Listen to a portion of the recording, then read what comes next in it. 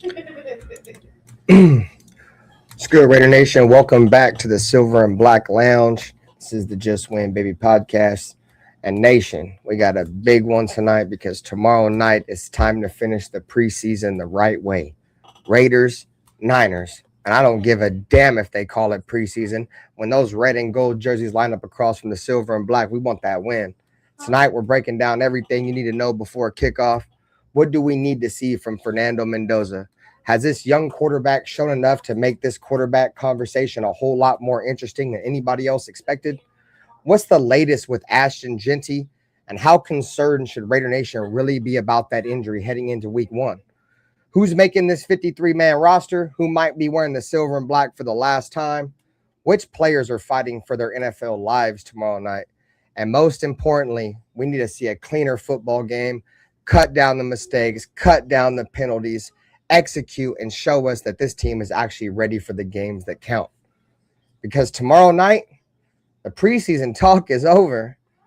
Then it's time to get ready for Miami and the start of the 2026 NFL season. And before we get into it, tonight's show is brought to you by MMOEXP. If you're grinding Madden 27 Ultimate Team right now, use code THELOUNGE for 8% off your order and support the channel while you're at it. Now, everybody coming into the building, pull up a chair in the lounge, smash that like button, subscribe if you're new, share the stream out, and let me know in the chat, what do you need to see from the Raiders tomorrow night? Raider Nation, you already know what time it is, baby. Just win, baby. One nation, one family, one lounge. Let's rock. For the cheapest and safest Madden 27 coins and coins across all video games, check out MMOEXP.com. Use code THELOUNGE for 8% off. Thank you, MMOEXP, for sponsoring today's stream.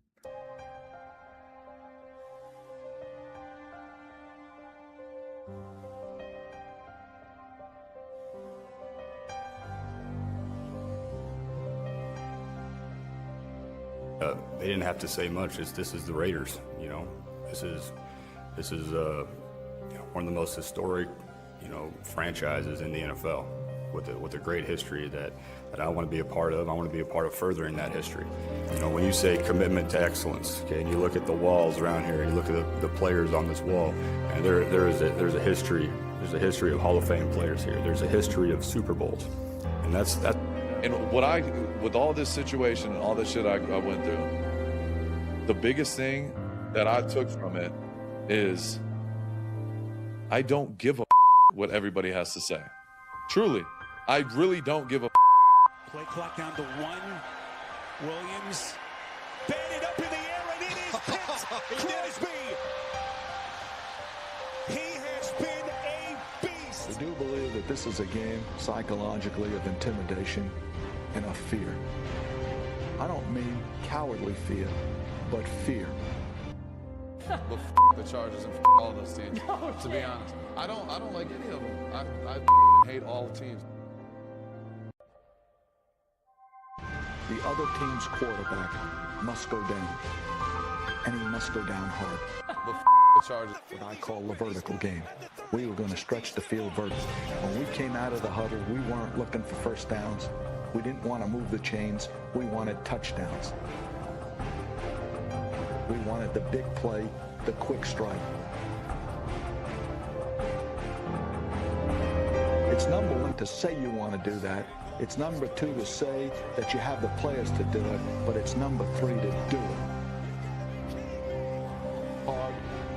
Try not to make mistakes, but don't worry about mistakes because there's only one thing that counts. Just win. Your commitment to excellence and your will to win will endure forever. You will not get it.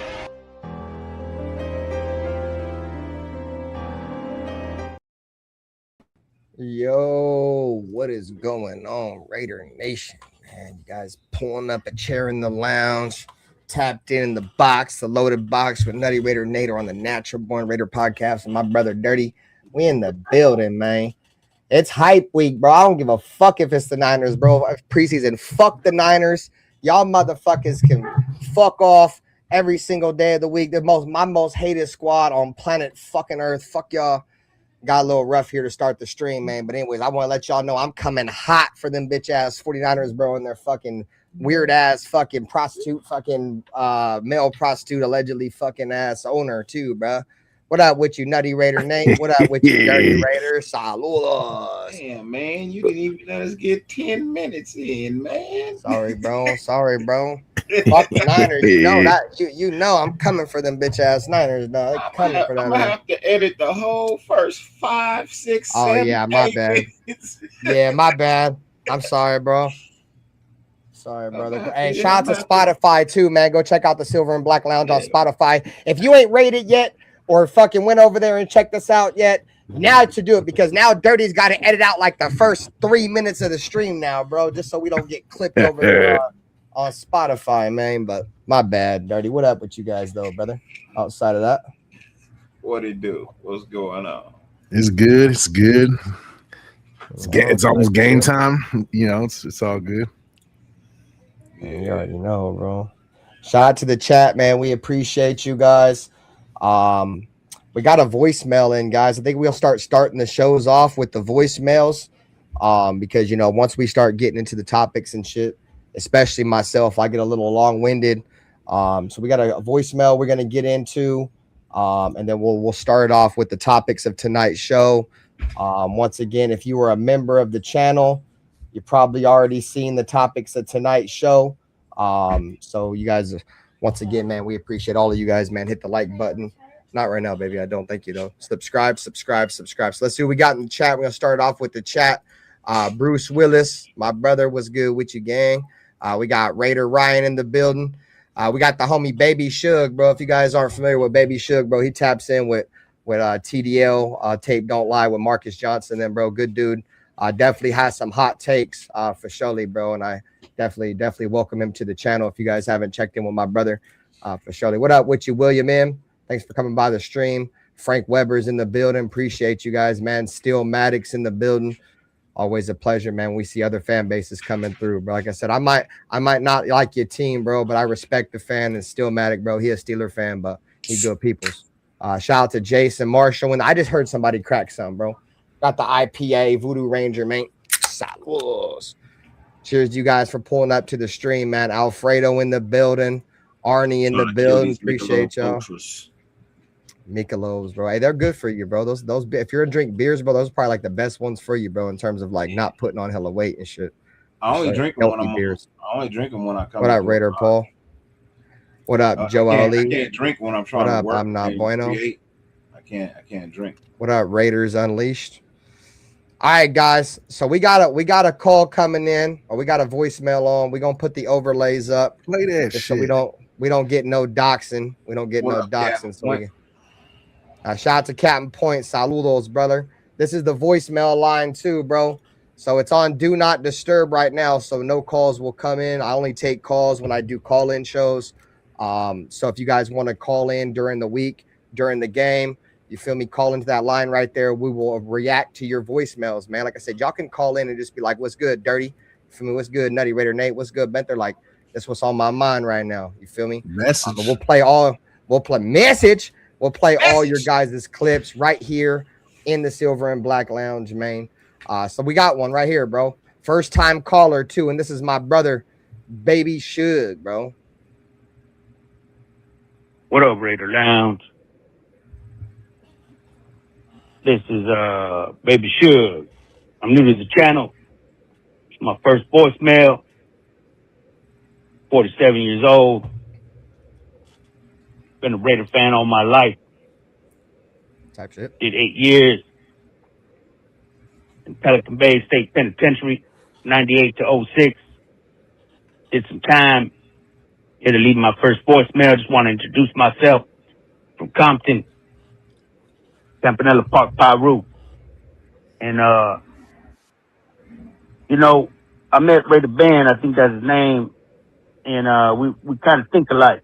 And I want to ask a hard question. The question is, why isn't Mendoza starting? Why is it that he hasn't beat Kirk out for the job? That's the hard question.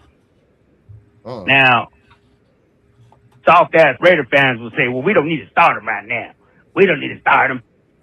He can sit back for a year. he can sit back for a few games. Well, when I look around, Not me. the last quarterback to do it as a Raider was Derek Carr. Now, I'm no Derek Carr fan, but I will say he beat out sorry-ass job, and they felt he could start, so he started. Bro, we've talked What about is this it that before, Mendoza chat. is lacking? I also look around, and you got, old boy at Houston, Texas, starting first year. Old boy at Washington, starting first year. Caleb Williams, starting first year. Old boy, Carolina Panthers, starting first year. Yeah, a few of them struggled, but they figured it out year 2. We don't got time to wait for year 2. Fernando better figure it out, lead us to the playoffs in 3 years, win or lose. I don't care what round we get kicked out. In the 5th year, we better be in the Super Bowl, win or lose, or else he's a dud. It's no good in my eyes. Oh. Might be a little too hard for some or appeal for some of you Raider fans to swallow, but I'm expecting the best. It's been 40 years since we won a Super Bowl, and I'm tired of it. Baby Suge, Compton, Campanella Park, Peru. Have any questions? Come see me. Hey, bro, I like the energy, bro. Shout out to Baby Suge, bro. Hey, Came in shouts this out to bitch. Baby Suge. Much respect to Baby Suge. I'm gonna leave him alone. Everybody in the chat claiming that I'm gonna leave him alone. I'm gonna leave him alone. No. I'm gonna say it for all the people in the chat claiming that's me. First and foremost,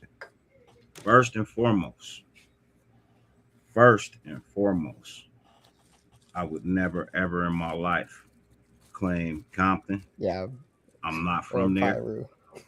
I would never ever claim Campanella Park, Peru. I came up a Crip. I would never disrespect another neighborhood like that. I would never claim to do prison time, not even in a joke. I would never claim to do any prison time. I'm just, bro, I don't play like that. To me, things like that ain't funny. You know what I mean? So I'm from LA. You know what I mean? I'm from LA. East side of LA. I'm from Stockton, bro. We you know what I mean? I grew up with Florencia. You know what I mean? That's who I grew up with. I grew up with Florencia. I don't claim Florencia. I ended up being a Crip from the West Side. I would never, ever, ever play like that. That's not a game out here in LA. That's not a game. Shit. I bang shout out to Baby Suge. So much respect and love to Baby Suge. I don't play like that though. So you know what I mean. I sure enough appreciate Brody calling in and giving his 100% honest opinion. You know what I mean. That I feel you, bro. I feel you. I'm 47 too. So you know what I mean? It's been a very long time, bro. It's been it's actually been 43 years since we won a Super Bowl. The last time we won a Super Bowl, I was 4 years old. So what up with you, SoCal Sal? What's up? What's up, everybody? What up, Loon? What up, My Opinion? What up, Charles? So what's up? No, I so this go ahead, Nate.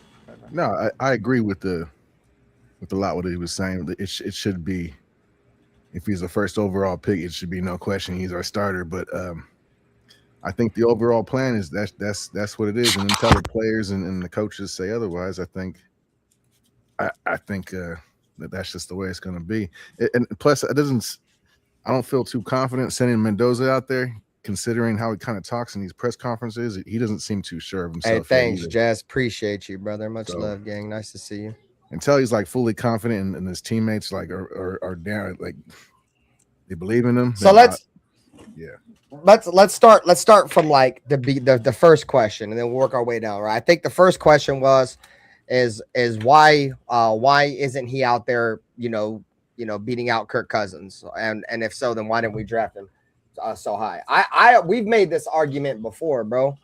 I don't know. I feel like if you're gonna go out there and draft a quarterback #1 overall, and shout out to my brother Chewy, man. My brother Jesse said bro was definitely locked up. You could tell. Shout out to my brother Jess. But the point I'm trying to make here is that if you draft a quarterback #1 overall, he should be able to beat out a 37-year-old quarterback, bro.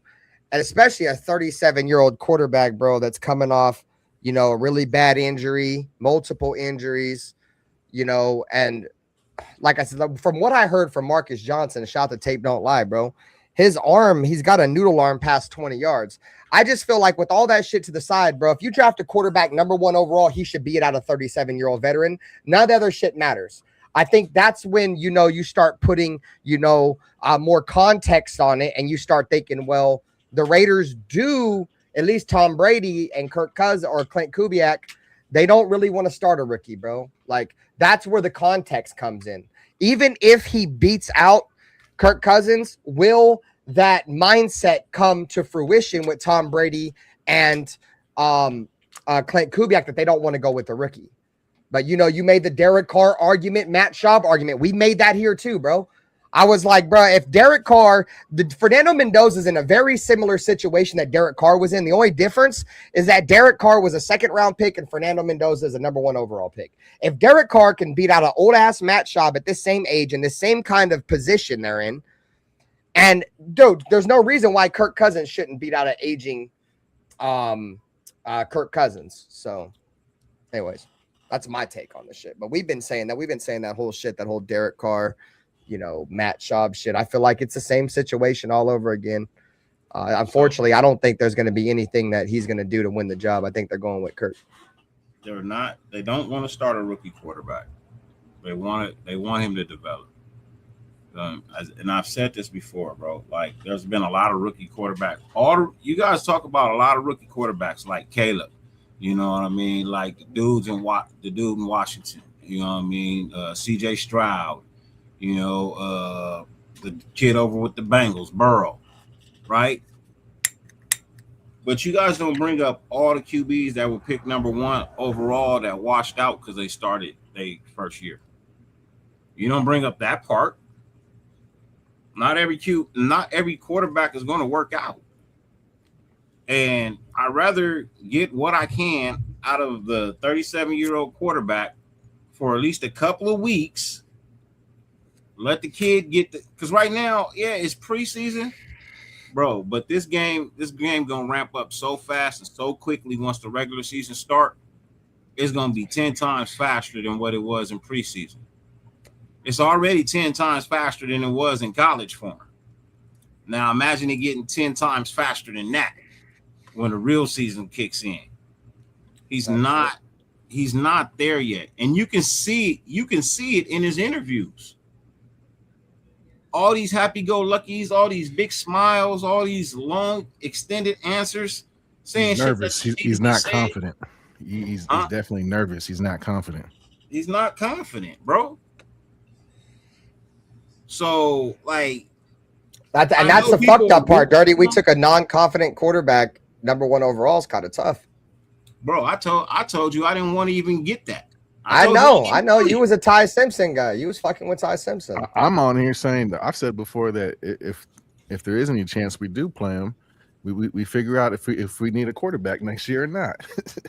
Bro, I already told y'all who I felt like was more pro ready to take over a team. You know like lower floor, like lower ceiling but higher floor type player would have been Ty Simpson, in my opinion. He's probably more pro ready to start right now. For sure. Yeah, well, I mean, you're going to have a speech impediment when you keep dick in your mouth. Woo. Shout out to Certified Junkie. He said he's fucking with your hat. He said, that's a sick hat right there, bro. Where you get that hat at? Man. Thank you, man. But I'm just saying, bro. Y'all know how I feel, man. Y'all know how I feel. I wish the kid all the best, bro. I do. But I still felt like that was a pick you should have got as much draft capital for that pick that you could have got for it, man. You should have traded it for a couple of other picks, maybe multiple first round picks. I don't know, something, bro. You didn't need a quarterback. You needed other things. You go get a quarterback with nobody to throw the ball to but Brock. Come on, man. Seriously. And then you had opportunity to actually draft some real wide receivers, and you didn't. You passed on them. You traded back on people. And I get it. You address the defense, which is something I love. So I really can't complain, but I can. Because you could have did so much more. And if you wasn't planning on starting your quarterback that you took #1 overall, what would have hurt it for you to trade back and pick up another quarterback like a tie? We're in my chat. Gonna stick on the bench anyway. Baby Suge, we're in the silver and black lounge, bro. I see your comments in StreamYard. Oh yeah, we read from them all. They all come into one spot. No matter what channel you on, everybody's chat is linked together. It may just be coming in a little bit later than what you type it. So yeah, but we look at everybody's chat. We don't look at one channel independently. We looking at all the chats combined into one board right now. They all synced up. Yeah, all the channels are all synced up. Yeah. So That's it's weird. like, I don't know why I'm just saying, like, to me, it would have made sense to just kind of trade back. If I was gonna stick to my guns about putting my quarterback on the bench for a year, what would have hurt it? You know what I mean? To trade back, get you some more picks, even pick up a quarterback that you was gonna stick on the bench anyway for a year, and let that be that. You could have actually did something with this roster in year one, but That's you did. Weird.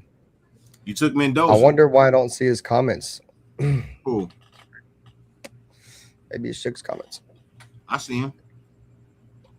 It's like delayed or some shit. It's weird. All right. Anyways, at the end of the day, bro, at the end of the day, I really don't care who starts, bro. You know, the name don't really mean shit to me.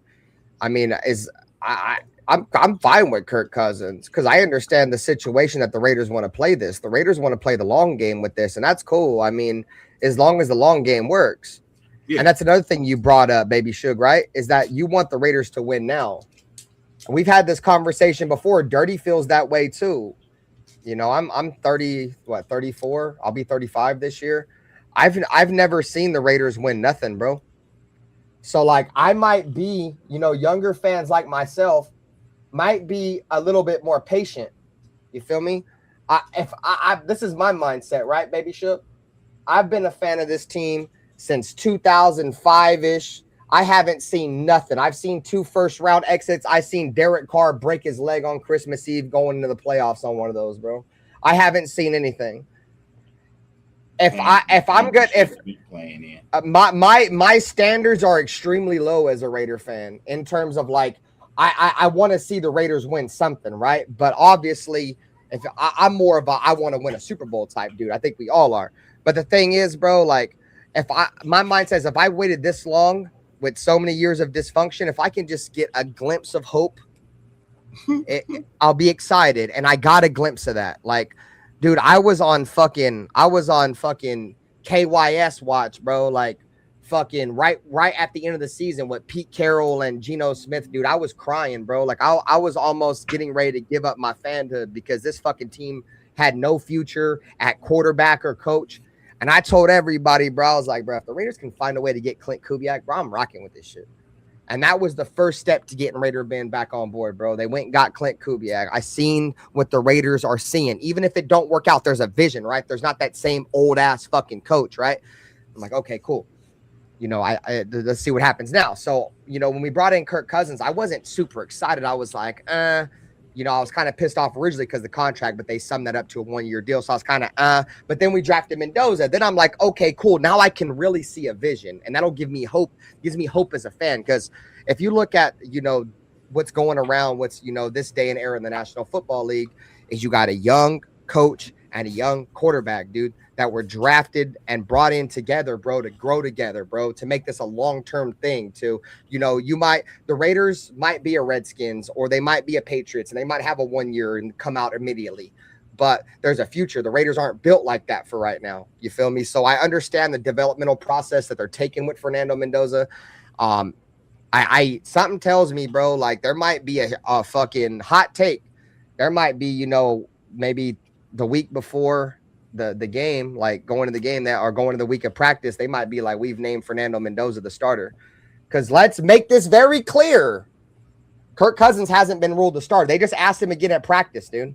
There's neither one of those dudes are the starter going into the season. Man. Clint Kubiak said that Kirk Cousins earned first team reps in training camp and the preseason because of what he did, historically over his career.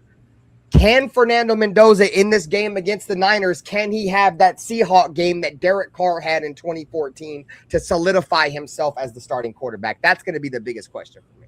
And I'm done. I'm off my high horse. He's being PC when he's not giving an answer. I mean, dude, at the end of the day, Mendoza's taking speech classes and shit, bro. Like, he knows how to talk. Like, it might sound corny. I get it. And some people might think it sounds fabricated. At the end of the day, bro, that's him. And if that's really him, I mean, I've heard his coaches talk about that he's extremely well-spoken. He's an extremely intelligent player. He sounds so I'm AI. not going to come out. Sounds AI. Because he's smart as fuck. He's smart as fuck, chat. Like, come on, bro. He's smart. Like, it might sound AI. What's AI? AI is smart as shit. Artificial.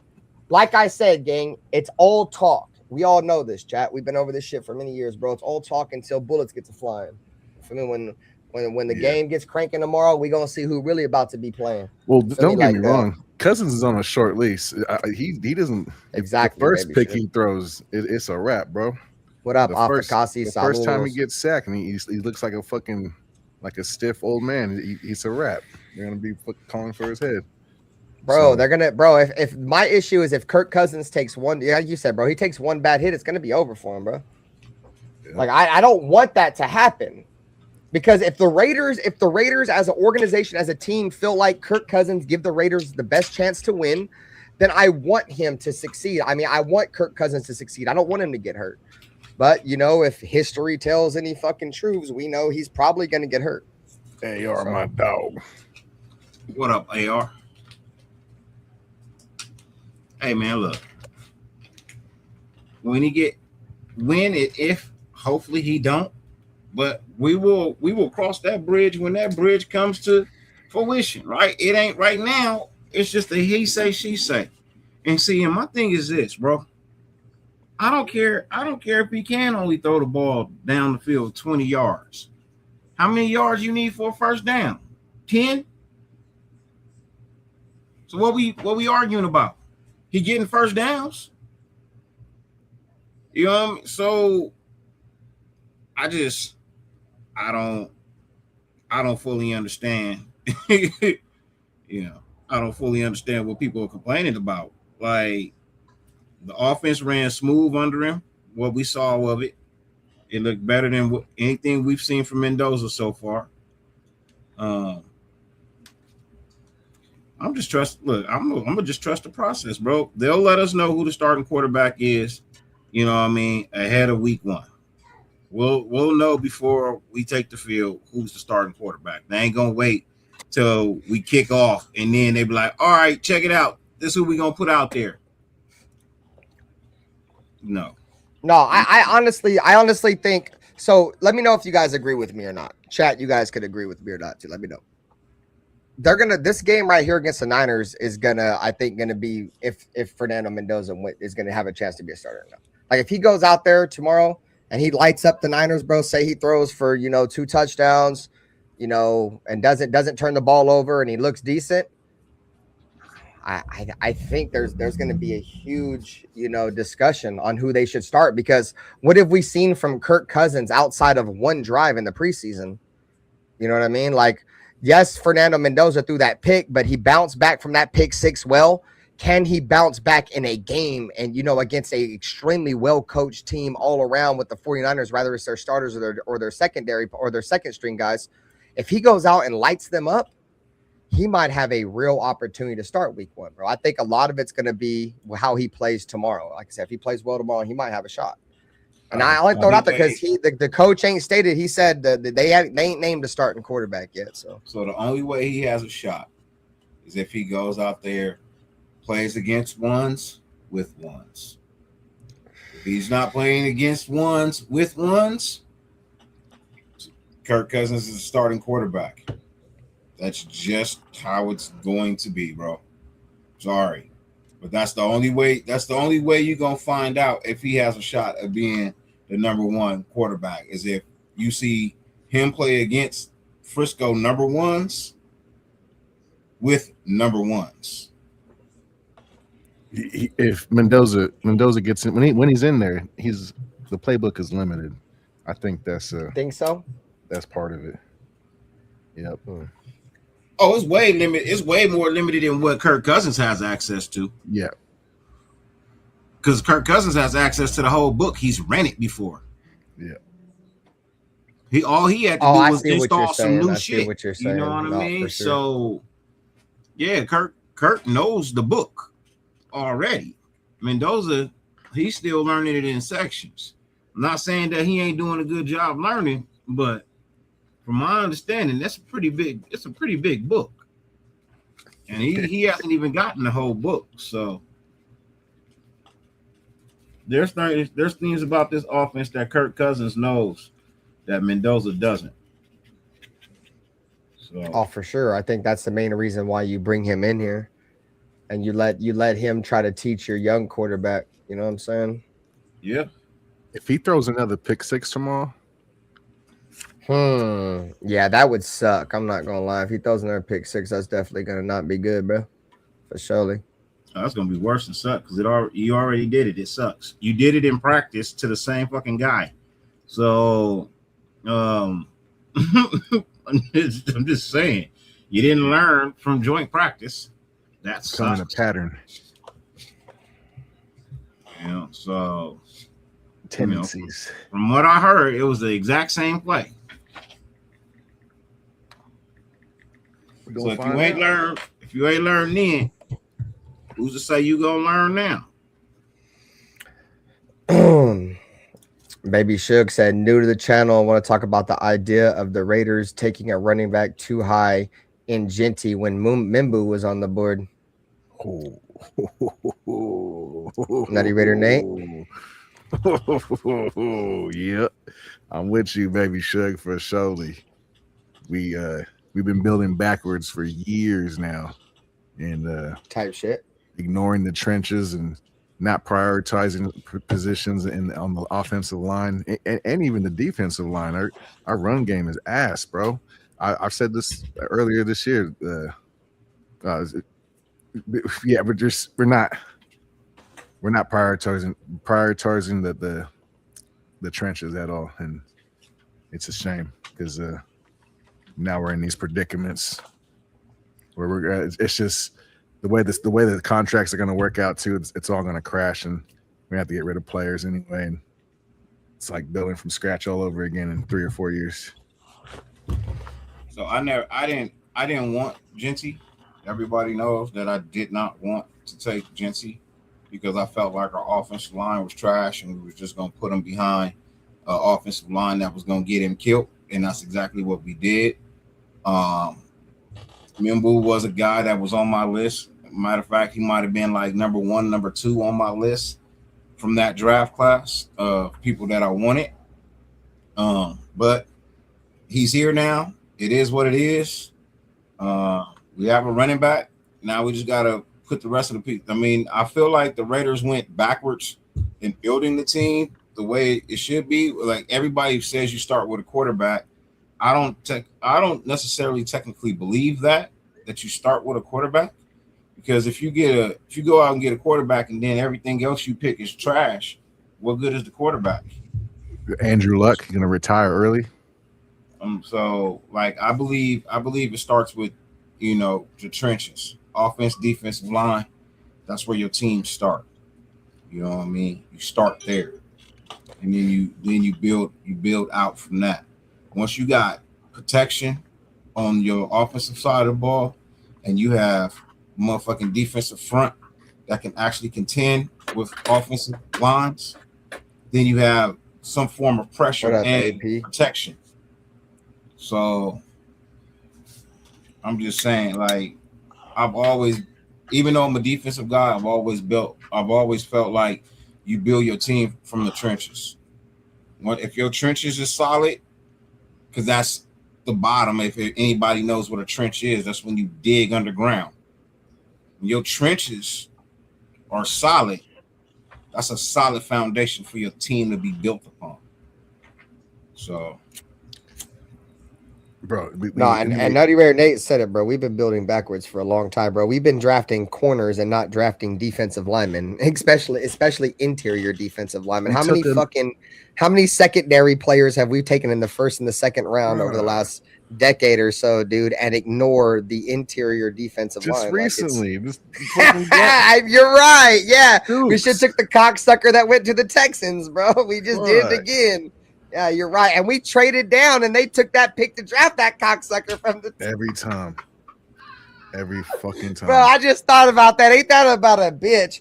And I like trading Stooks, bro. That motherfucker better show something. It's gonna be it goes back to, you feel me, that the Raiders cannot draft anybody in the second round. All of our second round picks suck, dude. Respectfully. Yeah, like I don't mean to say that is sucks. what we have, Frank. We have plenty of chrome for a motor with a rod knock, bro. Type shit. I see that, and that's the reason why I have the Raiders between 3 and 5 wins this year, because this team, they have talent, right? But the talent that the Raiders have is extremely top heavy talent. There's not a ton of depth on the Raiders roster. I mean, if we lose a linebacker, we're fucked. You know what I'm saying? If we lose, I hate to say this shit, but like Stokes, right? Stokes is a dude that historically been injured. Like we lose any of these guys that are integral parts of our team, the Raiders cannot afford a substantial injury, bro. That's why I said all offseason, bro, and end of training camp, dog. I was so surprised that the Raiders had no injuries. Like, we really didn't have no significant injuries besides, Chidobe Awuzium. I don't know how to pronounce his name. I'm sorry. But, we wish him nothing but the best in his recovery process. But outside of that, we haven't lost no significant players for any amount of time. And, the Raiders dodged the bullet with the Ashton Jeanty.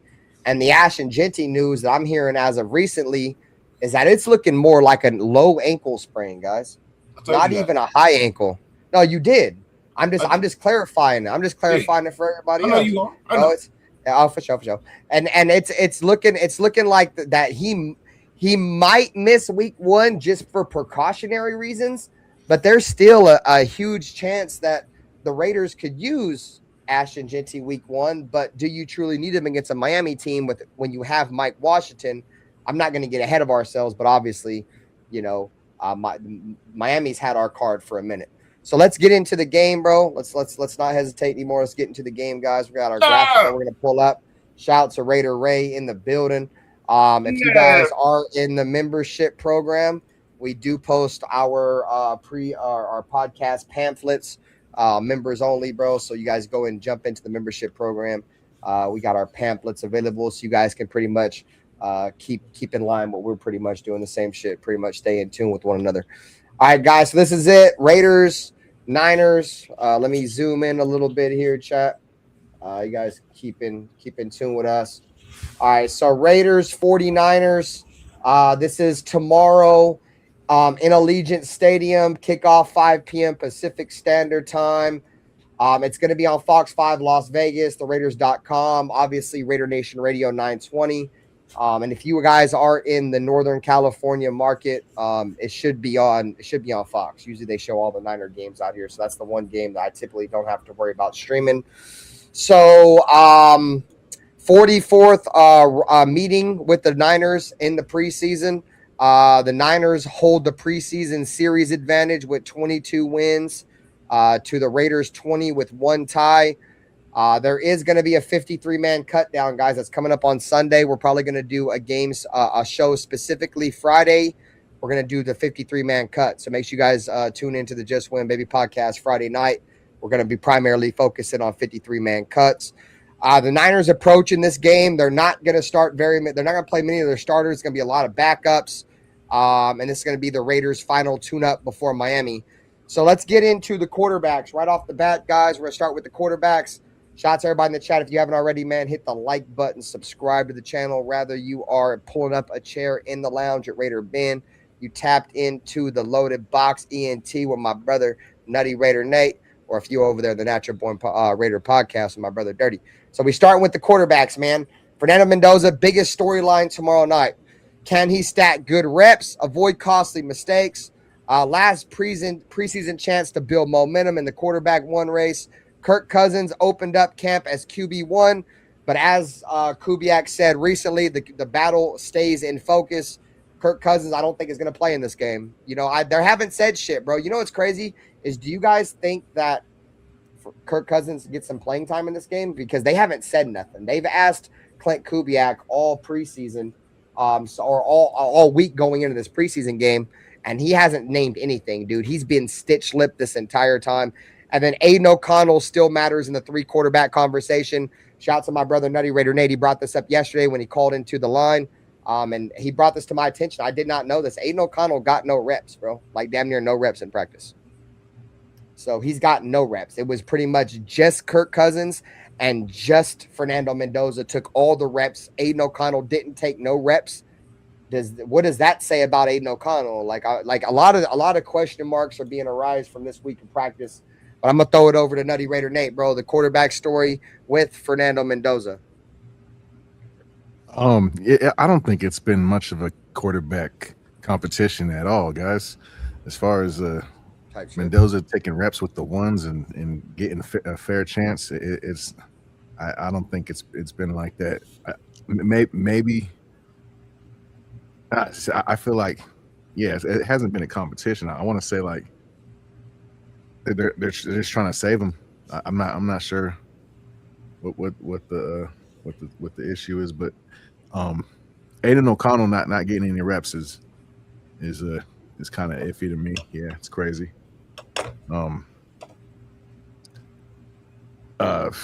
So even if Mendoza play, he should play, but I don't think Kirk Cousins will play, and that should tell everybody everything they need to know. But they probably all should play at least a series. Swarm that fella. What up, Rebel Raiders? Saludos. Search. Hey, we're streaming on TikTok too, man. So if you guys are following this channel over on TikTok, Sir Charles says he don't believe Trey Tucker is a number one. I think a lot of us over here would agree with you with that, man. If you guys are on TikTok, man, we're also streaming over on YouTube. Nobody cares about preseason. Anyways, go ahead, Dyrti. Your thoughts on the quarterback room, bro? Fernando Mendoza, the story of the night. You want my take on the Fernando story? The Fernando story? Yes, okay. Please, brother. Okay. We need it. Okay. We need it. The nation needs it, bro. We need it in our veins. Okay. Thank you, brother. Okay, for sure. Can he stack good reps and avoid costly mistakes? That's a question that I feel like most people who are still evaluating him have on their. Appreciate you, baby. Sugar. Much love, dog. Have as a always keep it 100.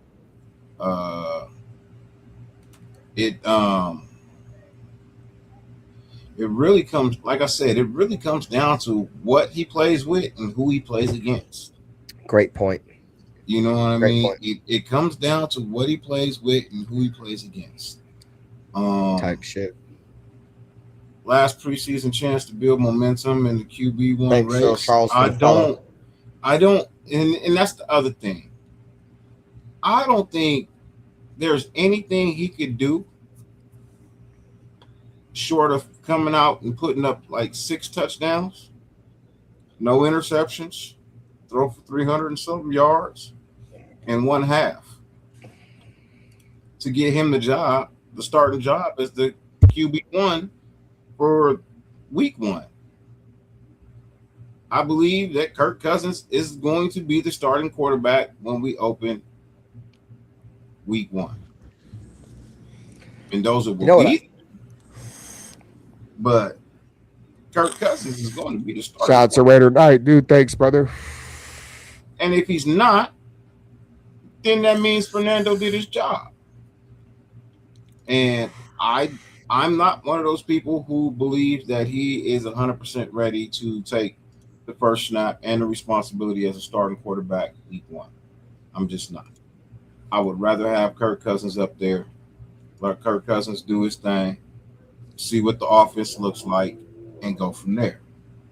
If that's not the case, coaches see something different, I'm wrong.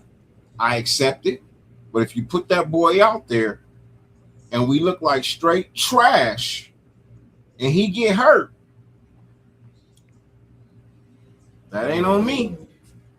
That ain't on me. Basura. Now, basura. Aiden O'Connell, does he still matter? Upon further review, as the Raiders would like to say, shout out to today's show.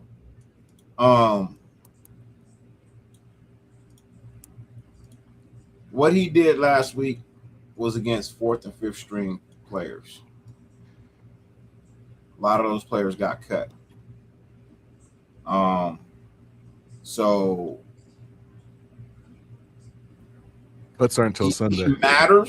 He matters in the sense that if they don't want to play Mendoza this year, if they're sticking to their guns of not playing Mendoza this year, then Aiden O'Connell matters in the 3 quarterback conversation race. The only thing that people were saying, oh, he didn't get any reps. He's not going to get any reps with the ones unless somebody gets hurt. You can't give 3 quarterbacks reps with the ones. Nope. So it's your starting quarterback getting reps with the ones, and the quarterback that you hope is the future of your franchise getting reps with number 1s. O'Connell is a backup. I've always said he is a good backup. He's not a starter. He only looks like a starter because he started games where he was the backup because the other guy got injured. He didn't. Oh. You know what I mean? He didn't earn the right to be a starter. He was a starter because the starter was hurt. So, yes, he matters in the sense of if they truly plan on not playing Mendoza this year, they have to keep Aiden O'Connell around as their backup because they're not going to play Mendoza. So, there you have it. Yes, he matters if that is their plan. If their plan is to just play Kurt till Mendoza is 100% ready, there really isn't no reason to carry O'Connell. Definitely keeping 3 quarterbacks, in my opinion. I believe so, but I just broke it down to 2 sides. I feel you. Saludos, Raider Ray, bro. Cheers. Hey, shout out to everybody in here, man. You guys take 2 seconds, bro. Hit the like button. Go subscribe to all the channels. If my moderators in the chat right now, bro, make sure you guys are dropping the links to Dyrti's channel as well as Nutty Raider Nate's channel, bro. I'd highly appreciate that, man. Make sure you guys are subscribed to all 3 channels, man. We do this as one. We are a network. This is the nation with attitude, bro. So we appreciate you guys, man. Like my brother Dyrti claimed before, bro. We got the world's most dangerous chat, and you guys are a part of that, bro. You guys are a huge part of what we do as content creators, bro. Without you guys are the lifeblood of our channels, man. So we really appreciate y'all spending some time with us tonight. So let's jump into the chat. Let's see how see what comments we got here with the quarterbacks. Shout to Raider Ray. He said, I just want to see guys make splash plays tomorrow, finish the preseason strong, and stay healthy, bro. The key part, bro, healthy, dog. I love that. I think that's my biggest take is we got to get out this bitch healthy, bro. You know, the Raiders have, you know, obviously we dodged a bullet with Jeanty. Let's continue. Shout out to my brother NorCal Raider Jesse on TikTok, bro. I see you. You guys, I want to finish healthy, bro. Like I said, we haven't had any major injuries. Sorry, I get attention issues sometimes, bro. I'm so sorry. But you know, one thing I do want to see in terms of splash plays, I want to see Fernando Mendoza throw the ball down the field tomorrow. I think if Fernando Mendoza can show his arm off, you know, and get, you know, our trash can player of the week last week, Malik Benson, one of these big time deep balls down the field. That's a duo to look out for, in my opinion, chat. Fernando to Malik, because all the hype we've been hearing is Fernando. Every time Malik Benson makes a play, it's from Fernando. I think if we can get a long ball, that's probably the biggest thing I'm looking forward tomorrow from Fernando, is if we can get that long ball going. Rebel Raiders said, are we playing AOC so much to try to trade him or keep him as a permanent backup? What's your thoughts on that one, Dyrti? Trade him for what? That's the question. You gotta give me some value. What is he worth? What's your worth? What's your value? I don't know. I agree. I know. I think if a team threw a fourth at me, I would take it. I'm not taking nothing. I'm not taking nothing less than a fourth for Aiden, bro. I'm not taking nothing less than what I used to get him. Right. Yeah, exactly. I'm not taking nothing less than what I used to get. And he's proven, bro, that he can play with this national. He can be a solid backup. And I'm not going to sit here and hop on my high horse with Aiden O'Connell, but I think on the right team in the right scheme, Aiden O'Connell might have a chance, probably not to be a dominant starting quarterback, but I think he has potential to be better than like Gardner Minshew. Shit, Gardner Minshew started in the NFL, chat. Let's keep it a painter. That same year that he started over Aiden O'Connell should have started that year. You feel me? Like, so that's the point I'm trying to make, bro. There's a lot of teams out there with some bum-ass quarterback probably starting right now. I don't know the entire NFL. I don't follow it like a glove like I follow the Raiders. I know ball, but I don't follow every single team. But I'm sure there's a quarter. Bro, I'm taking Aiden O'Connell over bum-ass Geno Smith with the Jets. Let's keep it a bean. The only reason why the Jets got bum-ass Geno Smith is because they probably trying to get that number 1 overall pick to get a quarterback. But we know that's quarterback purgatory. How many times they draft a quarterback and they suck? You're keeping an Aiden O'Connell. I don't think there's a market. I don't think there's a market for him right now. Not a market. I think considering. Hold on. Let me finish. Yeah. Go ahead. Elaborate. Considering that next year's draft is supposed to be one of the most loaded drafts with the QBs, I think a lot of teams are intentionally tanking. So unless they just need to fill a roster spot, I don't see anybody. That's a great point. So I agree. There's quarterbacks that they're probably wanting to get next year. They're not worried about Aiden O'Connell this year. I agree with that statement. I think you keep an Aiden O'Connell though, especially if you don't plan on bringing a Kirk Cousins. Shout to Panda. I see you in the chat. Saludos, right. Panda. If you're not going to bring back Kirk Cousins, saludos, Miguel on TikTok. Saludos. You know, who's going to be your backup? You can't quite possibly think your UDFA that's probably not going to make your squad is going to be here as your backup. You're not going to go out and get another wild event to be your backup next year. So what are you going to do? Right?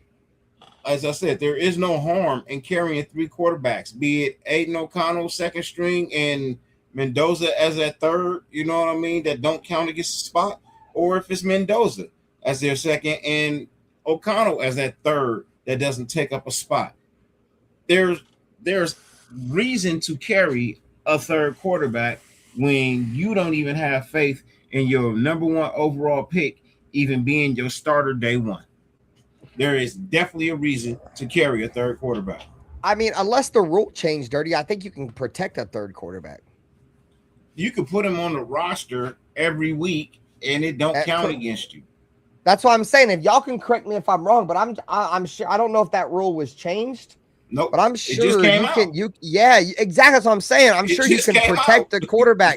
So if the Raiders can protect the quarterback, they're going to stash Aiden O'Connell on that practice squad non-touchable player. Because I think that's how it works. Then you can put a player on the practice squad and they can't touch him regardless how old he is. It's like that one practice squad spot. Y'all can correct me if I'm wrong, but if I tend to think I know ball a little bit, unless that rule has changed. Dyrti kind of elaborated a little bit with that. I think that rule still stands. And if that rule still stands, there's no fucking way in hell we're getting rid of Aiden O'Connell. He knows the system, bro. He knows the people in the building. I think that's the biggest part with Aiden, bro. Like, he knows everybody in that bitch from Mark Davis everywhere down. And like I said before, Aiden O'Connell has won for us regardless if you think he's not a starter or not, that's fine. He's not going to be our starter anyways. But as a legitimate backup quarterback that I think would, sign for us and redo his contract, I would love to have him as our backup, dude, over anybody else. Y'all know my love for Aiden. I think Aiden, unfortunately, got the short end of the stick with Jimmy Garoppolo. He got the short end of the stick with Gardner Minshew. He got the short end of the stick now, but may the best man win. And regardless if he doesn't play or not, I have a lot of love for Aiden O'Connell, dude. He was drafted by us, and I love when we draft players and they succeed. And, all right, so here's the rule, killer man. as well. Here's the rule. So here's how exactly, the baby QB, Suge type shit. It's how the 3 QB rule works. All right. 53-man roster requirement. To use an emergency third quarterback on game day, that player must be kept on the team's primary 53-man active roster rather than the practice squad. Game day activation. Team lists 2 quarterbacks on their active game day list, while the third quarterback can be dressed and designated as an inactive emergency player. Entry restrictions. The emergency third quarterback cannot enter the game for regular performance reasons. They are only allowed. What up, Jess Carlos? Both what up, Niner gang? Top 2 quarterbacks are injured or disqualified. Returning players. If a sideline active quarterback is medically cleared later in the match, they are allowed to return, and the emergency third quarterback must leave the field. Yeah, so you have to keep 3-man. You have to keep him on your 53-man active roster. That's tough, though. That's tough. Do y'all think so that definitely solidifies some shit there, or put some context on shit. I don't know, bro. I truly don't know. If he has to be on the 53-man roster, what worries me about him having to make the 53-man roster, bro, to be honest, is that the Raiders have a lot of defensive backs and a lot of guys that haven't proven much. And if they keep a third quarterback, that's gonna, we're gonna have to, one of these defensive backs, bro, they're gonna get the chopping block. And I don't know if the Raiders want to give up their DBs for Aiden. How many quarterbacks did we keep last year? I don't remember, bro. I don't. 3. We actually had 4. Okay, well, thank you. So then we're definitely, if we kept 3 last year, we're keeping 3 this year. Thank you. All right, so let's continue with the chat, bro. We appreciate y'all, boys. Raiders Unleashed. I don't see anyone can say Cousins has done anything to be QB1. He's not even looking good against our defense. I see your argument. I that's why I said earlier, I think outside of one drive from Kirk Cousins, we haven't seen much. I've seen Mendoza, look good at times. We obviously seen the turnover from Mendoza, but I'm a huge proponent of, a guy that doesn't make the same mistake twice. Fernando Mendoza, the first game against the Cardinals looked decent. The second game outside the pick 6, he rebounded a little bit and he looked decent. If he can rebound again, like I said, bro, this is that Derek Carr 2014 moment for Fernando, in my opinion. If he goes out there and lights him up and throws, 3 touchdowns against the Niners, I think he has a real legitimate shot to be the Raiders starting quarterback for 2026, just mainly because Clint Kubiak said the starting quarterback job is still up for grabs. And if Kirk Cousins don't play, how is he even in the argument? Because if he doesn't play and Fernando plays well, the writing's on the wall. I mean, I might be mistaken. A shout to Alfredo for posting Dyrti's channel and my brother, the Nutty one with the loaded box. Go ahead, Dirty. Was you trying to get into something? Yeah, players to watch. Yeah. Players to watch, man. Fernando Mendoza. We talked a little bit about Fernando Mendoza, but here it is right here. This is the star of the show, in my opinion, chat. Mike Washington. Drop a 1 in the chat if you guys are excited to see Mike Washington tomorrow. Shout out to my brother Willie Wayne pulling up. Shout out to John Leon in the chat. Mike Washington, bro, chance to strengthen his running back role. We don't know the significance of the Ashton Jeanty injury so far. The Ashton Jeanty injury is, slowly but surely looking like it's more, non-serious than serious. With the most recent report coming out, looking like it's a low ankle sprain, which isn't really that serious in my opinion. It's day-to-day type shit. And Ashton Jeanty, to me, I hate to say it this way, bro, but if you got a low ankle sprain, either he doesn't have an extremely high pain tolerance, or it was an overreaction by the media and the team as a whole. Because a low ankle sprain, yeah, that bitch hurts, bro. I wear ankle guards sometimes, bro, because my ankles fucking hurt, bro. So I don't know if it's blown out, but that's a story for another day. But Mike Washington, go ahead, Dyrti. Go ahead, chat. Let us know your opinions on Mike Washington.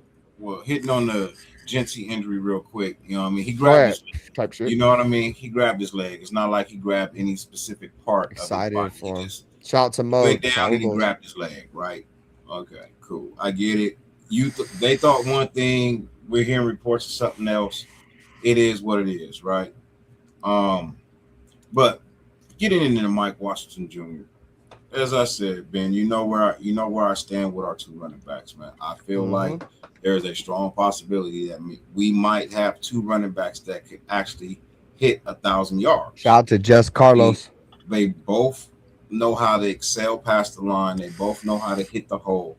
One has more of a higher top end speed than the other, right? But one is stronger than the other. You know, so it's going to be a great 1-2 punch. I can't wait till they come up with a nickname for the two. You know what I mean? Thunder and Lightning sucks. I don't want to hear that. Hey, that shit ass. Come on, Sonic that shit ass. has already been taken. You know what I mean? So like, I want to hear a dope ass 1-2 name for my backfield, because I feel like they bring that type of energy, bro. Like, I think that's what they do. They're bringing that type of energy to the game. And as I said, Mike Washington was the number 2 running back in the whole draft, right? This is his chance to prove that he was technically the number 1 running back in the game, because Love is out for a while. So here's your chance to get a jump on the number 1 guy above you to get your stats moving before he gets a chance to get his stats moving. So here you go. It's your opportunity. You know, if Jeanty does not come back week 1, you have this week, you have a week off, and then you got week 1 to come out and show and prove that you worth being on people's fantasy team. I don't like that nickname. I don't even think we should be considering any nicknames.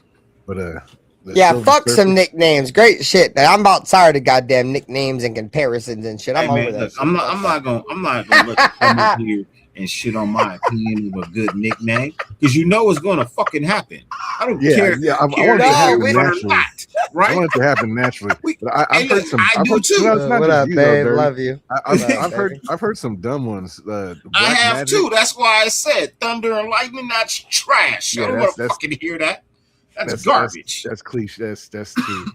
Thunder and Lightning. Unoriginal. Y'all are fucking stupid, bro. Nigga, give me Tom and Jerry or something. You know? Hey, Tom and Jerry's fire though. God damn it! Hey, you heard it here first, you son of a bitch. Give me Tom and I Jerry. like Tom and Jerry, bro. You know what I mean? Like Pinky in the Brain. Mike and Ike, bro. Mike. Nah, that Pinky in the Brain would have fit perfectly with Zamir White being Pinky in any of them running back rooms. Dude, Pinky in the Brain would have fit perfectly with any running back room that had Zamir White in it, because he was obviously Pinky, dude. And you didn't even have to be the brain, dude. You could just be anybody that was relatively fucking smart, dude, to be better than that motherfucker, gang. Hey, bro, I hate to be so rough on players. So let me just say this, bro. I'm gonna take the graphic down so people can see us a little bit more.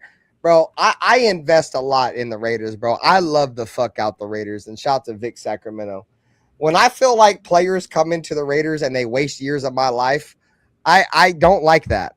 I truly don't like that, because time is money, life is money. And there's been plenty of players that have come here and in this bitch and made a mockery of our franchise and have wasted years of my life. And I'm tired of being respectful and saying once a Raider, always a Raider. No, dude, if you made my life miserable for 9-10 years of being a Raider fan, or 3 or 4 years, and you were the worst player ever, shout to fucking Tyree Wilson and fucking Alex Leatherwood, fuck you, dude. fuck you, dude. I invest too much in this team to I'm give. about to nickname them right now. I'm about to nickname them right Fuck now. that. You hear it anywhere that, else. Dude. Shout out to L. Rudy for following on TikTok. You dude. hear it Appreciate anywhere you, else. You know where you heard it first. And we cranking over 5,000 likes on TikTok, chat. Let's go, man. Saludos. I'm gonna call these dudes the Road Warriors, Hawk and Animal. I'm gonna call these dudes the Road Warriors because that's all they gonna do. They just gonna plow the road, bro. This Road Warriors. They just about to run all over the NFL. I'm telling you, if these cats if they both get 1,000 yards rushing this year, they got to be the Road Warriors. Bro, it's gonna be nasty. The shuck and jive. No, this ain't the 70s. Shout out to Ernie Rios. Double down, Brockatron. Brockatron? What is that? what is that, bro? Brockatron. He's talking about Brock Bowers. Brock Bowers. Oh, I don't know. They'll figure it out, bro. I want it to be organic too. They'll figure it out. All right, man. so I think I actually got some clips, chat. So I did want to get into some actual audio of Clint Kubiak, because if you guys haven't been checking out the shorts over here in the Silver and Black Lounge, I've been dropping a ton of shorts, keeping you guys tapped in between the live streams. So let me go over to my channel real quick. We're gonna go over to my videos. I got a couple clips that I want to get into going into this game. So we're going to stop the screen here. We're going to get into this. So this was the Jeanty shit, right? This is the Jeanty shit we want to talk about first. And this is primarily focused on if Jeanty gets injured, what's the delay on Fernando Mendoza. Actually, no, this is not the clip I wanted to play. I wanted to play this one. Sorry, guys. I apologize for that. So we want to get into the news on Ashton. Okay, guys, sorry about that. I apologize. We're going to show the screen. This is the Clint Kubiak's official announcement. And I love how Clint Kubiak, approaches these these press conferences, bro. He is extremely stitch lip. Shout out to Adam Ruiz for following on TikTok, bro. I appreciate you, gang. So let's get into it, bro. This is the latest. If you guys haven't heard from Clint Kubiak. There has been all kinds of speculation about Ashton's injury. Everyone from NFL insiders to social media opinions. But until the Raiders actually said something, none of the information was concrete. You gotta turn it up. The Raiders is it quiet? It's super low. It's tough. Trying to figure out if I can turn it up a little bit. That's tough. I don't know if I can turn it up anymore because it doesn't give me the option. Hold on. No. That shit don't give me no option to turn that bitch up. That's weird. We can't hear it. We can't hear it on the live stream. Let me see. Hold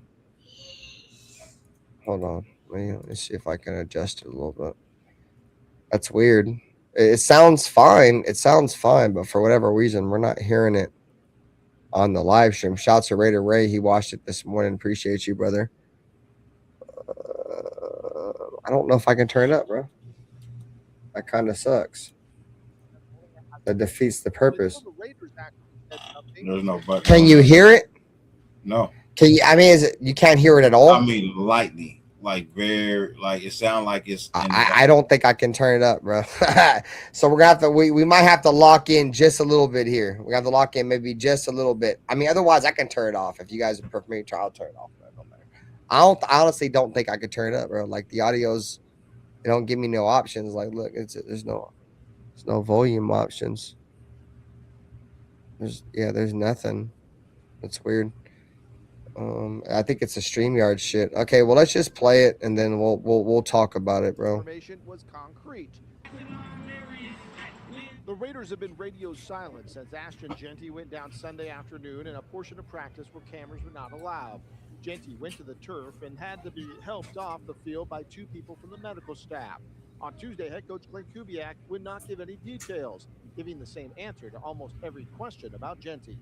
Do you have any updates on Ashton Jeanty and the severity of his injury?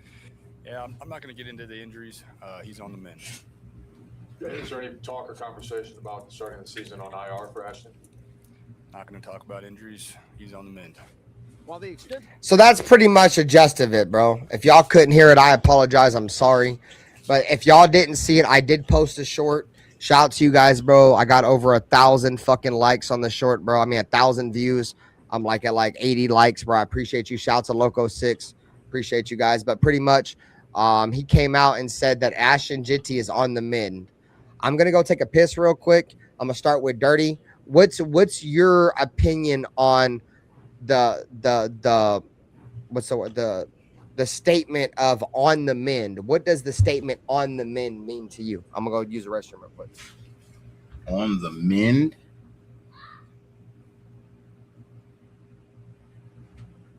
I mean, don't you have to offend somebody to mend something? I could barely hear what was being said. I ain't even gonna front and act like I heard any of that shit. I didn't. Bro, I didn't hear it. So I haven't seen it. I don't know what to say. But when you say mend, like MEND, does that mean you have to offend somebody to have to mend something? I don't know. I guess it's synonyms, or its definition is recovering or getting better after an illness or injury. It's just pretty much recovering, healing, or improving, getting better. I'm just here so I don't get fined.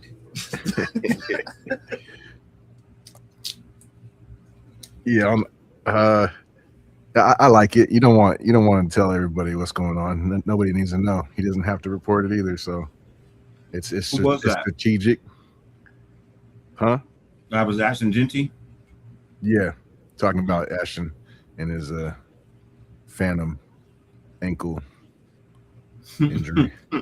I swear, bro. It sounds kind of staged, because even as he was setting it up right now, he was like, "Oh, nobody was allowed to record and the part of practice and like, yeah. Well, how'd you guys see the fucking prayer, and how'd you guys see the injury when he hit his knee? Whoever reported that bullshit."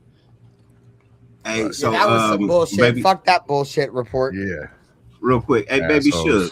So welcome to the channel. You know what I mean? Again, so I'll tell you something about our channels, our 3 channels that you have stumbled upon. We like to keep things lighthearted around here sometimes. So sometimes we might do something ridiculously crazy, like try to come up with, nicknames. You know what I mean? Because it's just fun for us. We try to keep some lightheartedness, even though we entertainment value. We try to keep it real, like 100% real with everybody, bro. And that's just kind of our characters. We're not corny, and I can see how you consider it.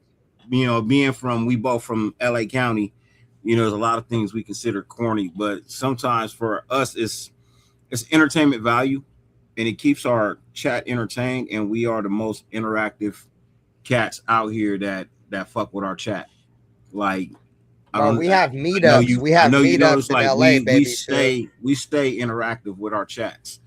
You know what I mean? So, we appreciate you definitely being here. And please don't take it personal or anything like that. That's just kind of how we interact around here, man. It's fun for us. We try not to put too much on it, because, man, when we suck, bro, when our team sucks, bro, somebody got to bring some joy. You know what I mean?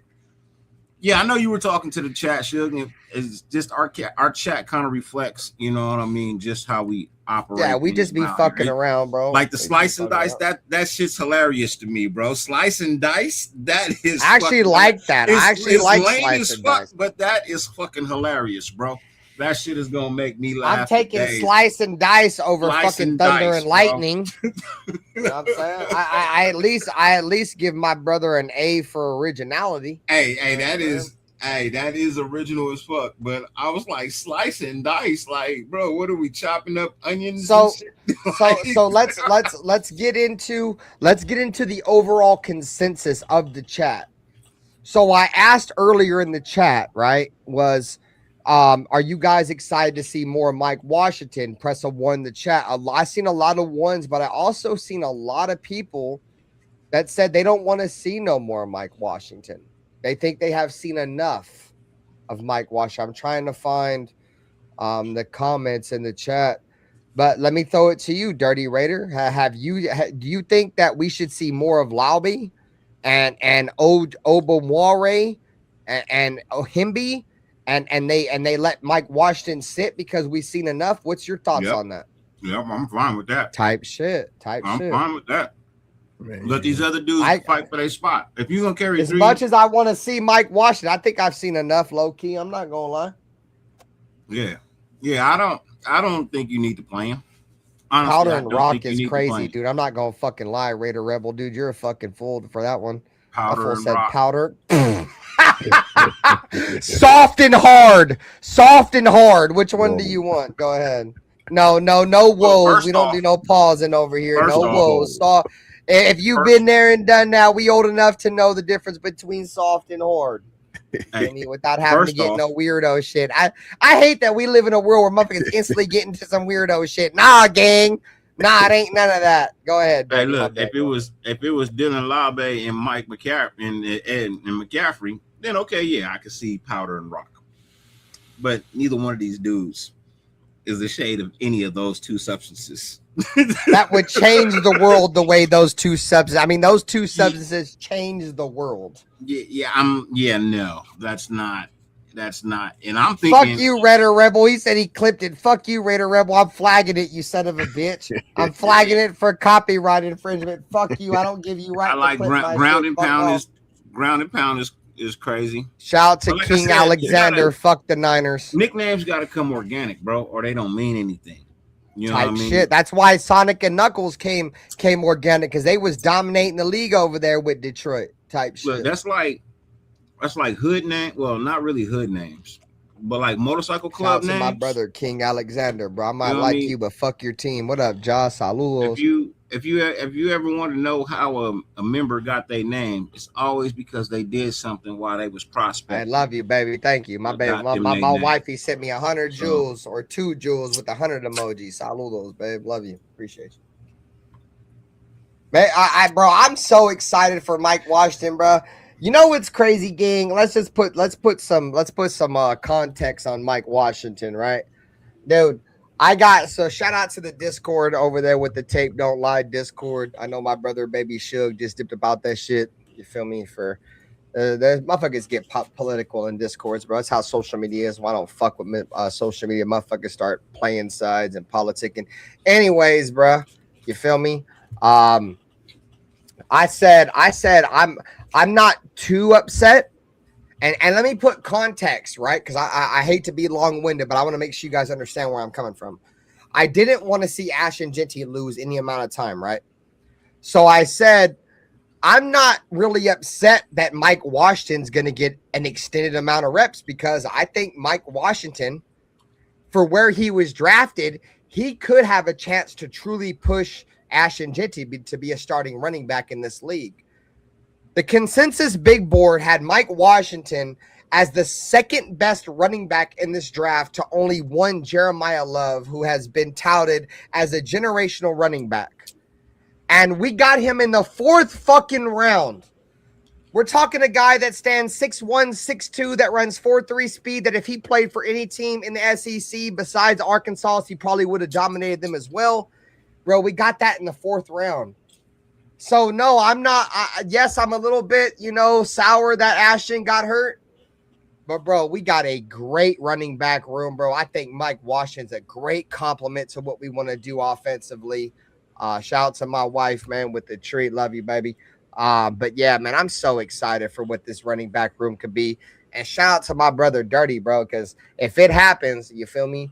We tend to know a little bit of ball over here in the lounge, the Natural Born Raider podcast, the Loaded Box. You feel me? Dyrti said we're gonna have 2 1,000-yard backs. You feel me? And if that happens, bro, if the Raiders can just get any kind of, complimentary defense, bro, we got 2,000-yard backs, bro. We're gonna have a real shot. Fuck a number 1 wide receiver when you got 2,000-yard backs and Brock Bowers and Michael Mayer. I think Michael Mayer is going to be a huge part of what we do offensively this year, because we don't have no wide receivers. And I said this before, bro. I'm taking Michael Mayer in a passing set over Trey Tucker and the rest of our wide receiver room. If you're telling me, you feel me, you got to go Brock Bowers and Trey Tucker or Michael Mayer or any of the rest of our receivers, I'm rocking Michael Mayer, gang. So saludos to the chat, bro. Hey, shout out to Baby Suge with the $4.99 super. He said, there's no need to explain. I was talking to the chat due to them coming up with some lame-ass names. Nicknames are earned type shit. My brother Dyrti just said the same shit. You feel me? So I'm excited, bro. I'm excited. Anyways, you guys, let's see. Let's get into the next player to watch. Let's throw it back over to the graphic. Let's go ahead and stop this screen. Let's go ahead and bring the next screen up. And shout out, you feel me? We still got like 40+ people in here. You feel me? We got like 20+ people on TikTok, man. Regardless of where you're at, man, subscribe to the channels. Hit likes on all the channels. Moderators, if you haven't already, man, share the link to all channels, man. The Natural Born Raider podcast, my brother Dyrti, the Loaded Box entertainment with my brother Nutty Raider Nate, and pull up a chair in the lounge with your brother RaiderBen, bro. We're gonna bring up the net. We're gonna bring up our graphic again. We're gonna share the screen. Appreciate all of you guys, man, for coming through and spending some time with us tonight, bro. We truly appreciate it. Game day tomorrow. Fuck the Niners, bro. Let's make that very fucking clear, bro. Fuck the Niners, gang. All right, so players to watch. Jack Besh, wide receiver group.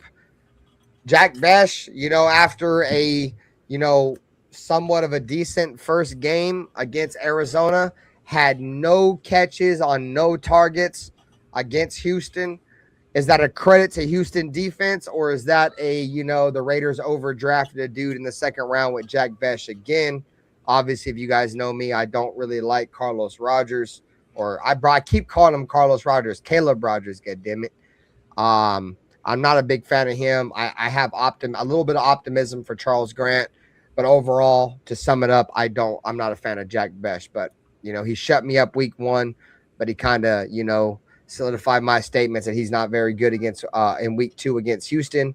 But like I said, there was a lot of reports I heard coming out of camp that week that Jack Besh was primarily going to be a blocker going to that game against Houston. But that's all speculation. Shout out to my brother Razor Raider in the 209. You feel me? But the wide receiver group, man, you guys heard it last week. If you guys didn't tune into the Just Win Baby podcast post game, Houston, Texas, you guys go back and watch that one. Who was we dumping that dump truck back up on, gang? Malik Benson, wide receiver group. I need to see Malik Benson do something this game. Bro, I got to see Malik Benson. I need to see Jack Besh get a bigger role. And what I mean by that is I need to see him, block and catch a couple, really, not really, but just a lot of passes for us and just be that guy that we thought should be in the second round playing against guys that probably aren't going to play in the NFL in 2 weeks. So anyways, Nutty Raider Nate, the wide receiver group, Jack Besh, how we feeling about the wide receivers? Chat, also chime in with us. Oh, he's Jack Besh. He's a third down conversion guy, strong hands. His issue is the separation thing. But that was one of the better defenses in the league last week. So shit. We said that nobody really looked good in that first team or whatever team was out there when he was out there. So just chalk it up. Next game, short-term memory, including Malik Benson. I know we were kind of tough on him as well, but I think the expectations for him are kind of he's already reached him, in my opinion. To even be considered on the 53-man roster as a 6th-round pick I feel like that's a lock. So, it's at the end of the day, he drops some passes. It doesn't look real good in the games, but he's a 6th-round pick, and it seems like he's going to beat out Dante Thornton. So, yeah. Anybody could beat out Thornton if he ain't available to be on the field in practice. You know what's crazy, bro? It's like I came into this season with low expectations for this wide receiver room. And outside of them proving not only myself right, but some of you guys and the rest of and the rest of Raider Nation, bro, we felt like this wide receiver group was going to be weak.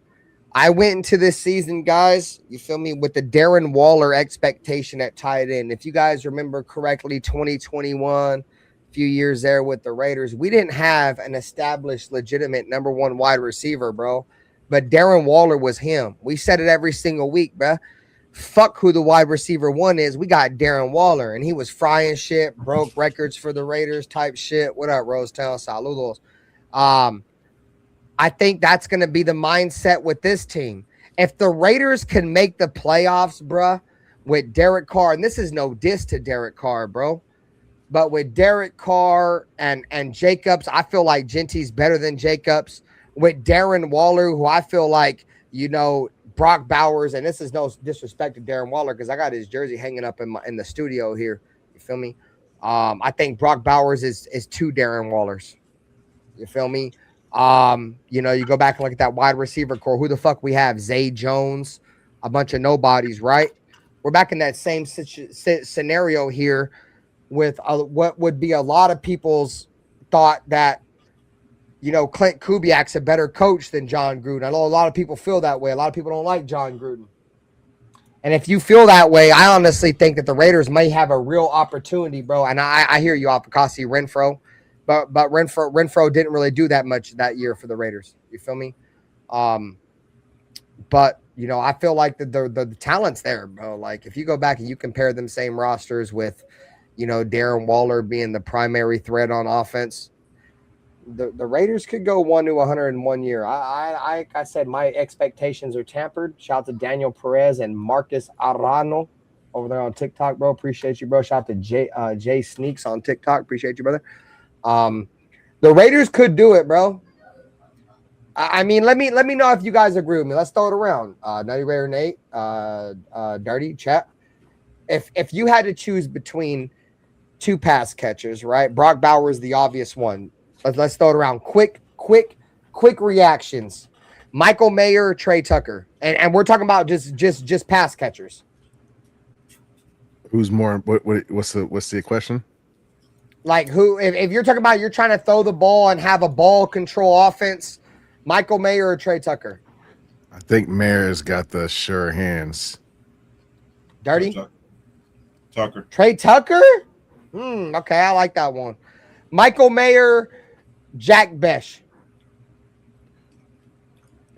I like the matchups that Mayer can exploit.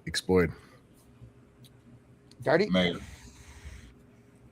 Michael Mayer, Dante Thornton. Oh, Mayer. Yeah. Dante Thornton, or not Dante Thornton, Michael Mayer, Jalen Naylor. Jalen Naylor. Nah, I didn't like what I've seen out of Naylor so far. I'm kind of disappointed. Jalen Naylor. Nah. But you guys understand the point I'm trying to make here, right? You didn't see Jalen Naylor with the starter. You saw Jalen Naylor with Shout out to Randolph. He should pop out on the screen, though. I don't see it. Randolph. Leave me alone, Mortimer. I'm not talking. Shout out to GC for the follow. My brother.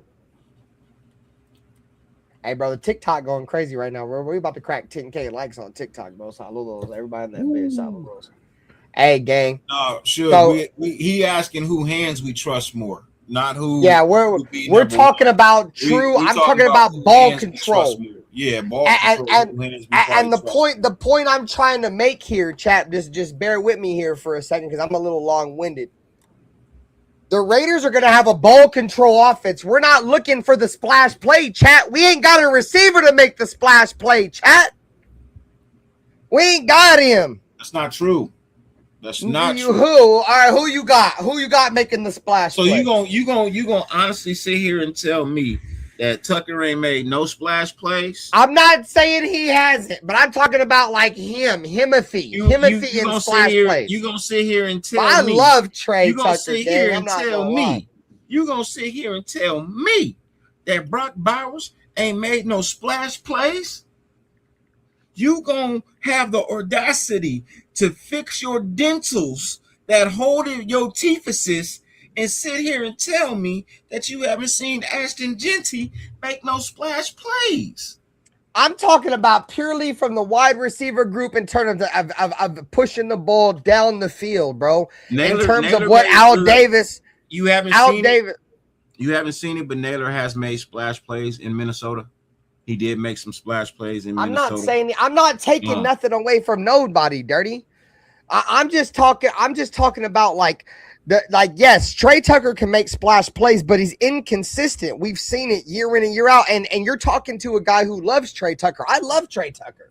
People were out on Trey Tucker after like fucking 2 seasons. The year before, even last year and the year before last, people were like, Trey Tucker sucks. He's fucking terrible. We should get rid of him. He ain't shit. So on and so forth. I heard so much shit about Trey Tucker. You feel me? And he's the one piece that has solidified himself as the consistent. If you like him or not, bro, like, he's been the one guy that the team can rely on as a wide receiver. And you know what's crazy is he wasn't even drafted to be that guy. When we drafted for fucking Trey Tucker, he was what, a 3rd round, a 4th round, whatever. You feel me? So he wasn't even drafted originally to play this role that he's been forced to play over the last couple of seasons. You know what I'm saying? On top of that, you feel me? Like this year, this is, in my opinion, this is the make or break year for Trey Tucker. And I feel like he's overcome expectations for me, bro. When we drafted Trey Tucker, we drafted him high. Like, I think if I'm not mistaken, and shout out to Ozzy, bro, because I know a lot of people don't like Ozzy, and that's fine. But I'll give Ozzy credit for this, bro. Ozzy is like the first person that said the Raiders were going to draft Trey Tucker, and the entire league, including himself, had Trey Tucker being a projected 7th round pick. So if look at the fucking production that we got. Yes, we drafted him higher than what projection was, right? But we got a projected 7th round wide receiver that has put up the production that he has put up in a role that he's not even supposed to play in. He's not supposed to be a number 1. He's filling a role. So that's shout out to Mino, bro. Saludo. Tucker may not be a number 1. But you got to understand this: the true number one wide receiver position in this style of offense and in this scheme, it's not your outside guys. JSN played the number 1 wide receiver from the slot. Yep. Type shit. You know what I mean? He played the number 1 wide receiver from the slot. You have to understand that Kubiak is a coach that schemes for what he has Go empty available. My piss jug. You know what I mean? That urinal type shit. He schemes for what he has available. We got urinals. If Trey Tucker is the best wide receiver we have in the room, he is going to be wide receiver 1. That means Kubiak will find a way to scheme him into the offense as a true wide receiver number 1, be it from the slot position, be it from a stacked box playing 3 wide. He'll figure out a way. So although Trey Tucker might not be the ideal wide receiver, that people look for, he's not your prototypical wide receiver. In this offense, you don't have to be prototypical. You have to be serviceable. You have to be knowledgeable. You have to be filled with the ability and the want to go out there and create and do what is required of you. If you tell me that Trey Tucker is not that, I question what have you been watching. Trey Tucker is just like Max Crosby on defense. He has a motor that is nonstop, and he gives everything he has when he's on the field. For him to be so small, he throws himself into blocks. And he holds blocks well. So sometimes it's not always about the size of the dog. It's about the size of the dog in the fighter. It's about the fight in the dog type shit. No, I said it exactly how I wanted it to sound, Ben. Okay, type shit. I respect it. No, I'm sorry. I apologize for that. No, go ahead. Talk your shit. I apologize. You should. Right. So it's like, man, it just let the kid cook, bro. He was the number 1 wide receiver for us. You know what I mean? Stat wise, he almost hit 1,000. He came through when we had nobody else to depend on. I'm gonna just let it play out. Because, like I said, JSN wasn't the number one wide receiver until Kubiak got there, and that's real spit. If you don't believe me, you can go check and see who was the 2 starting wide receivers the year before. JSN was number 3. He wasn't even a number 1 wide receiver until They Kubiak had got Metcalf. there. He made him that. Metcalf.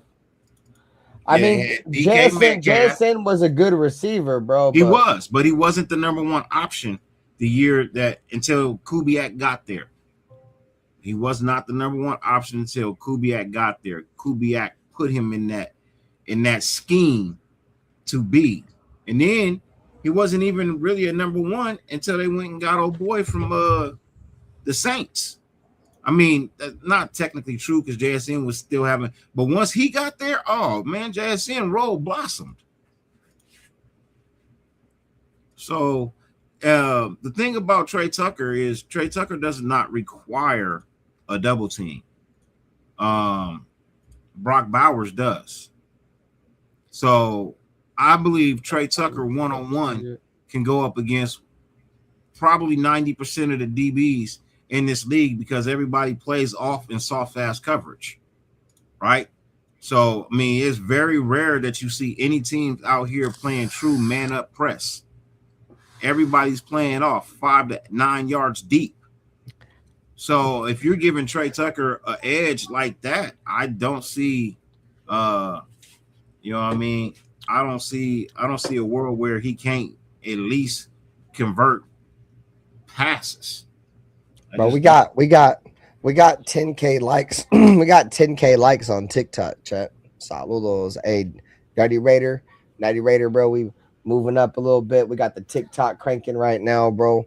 I'm learning a little of this TikTok shit, bro. We got a lot of people over there, bro. Shout out to TikTok, man. Appreciate y'all. My brother, our brother, Modfather, NorCal Raider Jesse said, I'm hanging over in TikTok tonight, bro. He's going crazy on TikTok tonight, bro. Shout out to Modfather, NorCal Raider Jesse. Baby Shug said, I've decided to boycott all Raider games till they win at least 4 games in a row. I'll be tuning into you guys till they win 4 in a row. I appreciate you, bro. I don't see a 4-win streak this year for the Raiders, though, if I just look at the schedule. You're going to be boycotting a long time. Yeah, that's tough. All right, so let's move into our next player to watch, guys. In my opinion, let me know if you guys disagree in the chat. Let me know if you guys agree in the chat. Does last week count? Patrick Johnson, in my opinion, has been the standout player all preseason. Has made very, very great plays for the Raiders over the last couple of games, and the pass rush as a whole. Patrick Johnson's probably my biggest standout. I'm a huge fan of Cian Sloan. What up with you, Raider Twan? Saludos. Patrick Johnson, it's going to be a battle there, guys. And shout out to Joseph Duran with the 10 jewels that he's hiding in the chat, bro. I appreciate all the lurkers, everybody that don't comment. That's a lot of me. You feel me? I'm the kind of guy, I watch a lot of shows, but I don't comment half the time. I'm watching shows, bro. You know, I'm you guys are like I said, you guys are the appreciate you guys as always. Patrick Johnson, bro. You guys have any thoughts on Patrick Johnson? Like I said, Cian Sloan is going to be the biggest battle there. Nutty Raider Nate, go for it, bro. He's a little undersized. I don't know if he'd had the same success against the ones as he is running around against the scrubs, respectfully. But type shit. Yeah, he's doing his thing. He's earned some respect, but I don't think he finds his way onto the roster unless they do something funny with the numbers. Because I looked at it already. I don't think there's any room for him. But maybe Meredith gets cut. But right now I have Meredith making it just because of his value, and you want to keep as many offensive linemen as possible. But if Meredith continues to shit the bed, I don't know what they plan on doing with him, but he might be a casualty. And another tricky one, I said this before when I looked at the roster, was I could see them playing with the the manipulating the roster a little bit by releasing the fullback Hayward. So releasing the fullback. They'll waive him. Nobody will pick him up, and then we'll pick him up later. I think he. I mean, we're the first waiver claim though, right? I don't think he clears waivers, bro. The fullback, if there's a team that runs a fullback, there's no way he clears waivers. I don't think he showed enough to for somebody to come. But this is preseason. I mean, what we've heard all training camp, all OTAs is that Connor Hayward has been a big part of what we want to do. And if you go back and look at them 2 Mike Washington runs so far in the preseason, bro, those were lead blocks by Connor Hayward. So I don't know, bro. Exactly. I don't think there's no way, bro. I think there is. We'll see. We'll see. Look, I'm telling you. Go ahead, Dyrti. I don't know what Patrick Johnson is going to end up doing, right? But I want to rewind just a second because I didn't I didn't drop my take on bet. Sorry, it's all good. It's all good. We went into the Tucker talk and Mayor and who hands, you know what I mean? But let me throw my back out there real quick.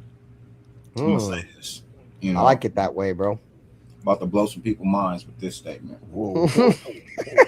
Shut up, Nutty Raider Nate, you son of a bitch. About to blow some Y'all gonna have to edit this part out or something. No, none of that. So, Betch, I'm gonna take my hat off. Give this young man a round of applause.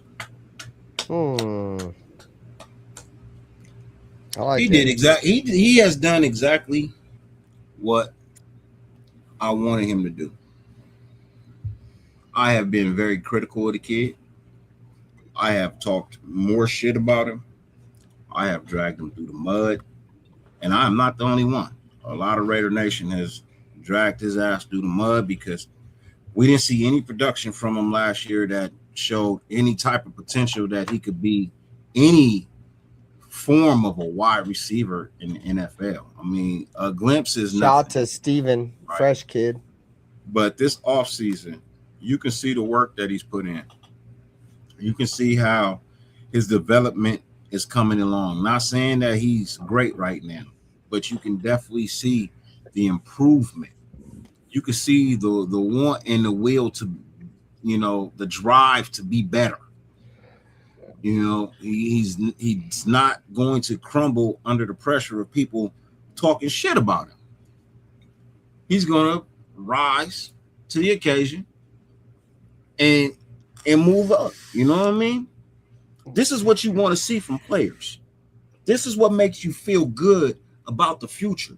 When you see that you have a player that might not be the potential that you think it is, that he is claimed to be, because the reports on him is that he was this star wide receiver coming out of college.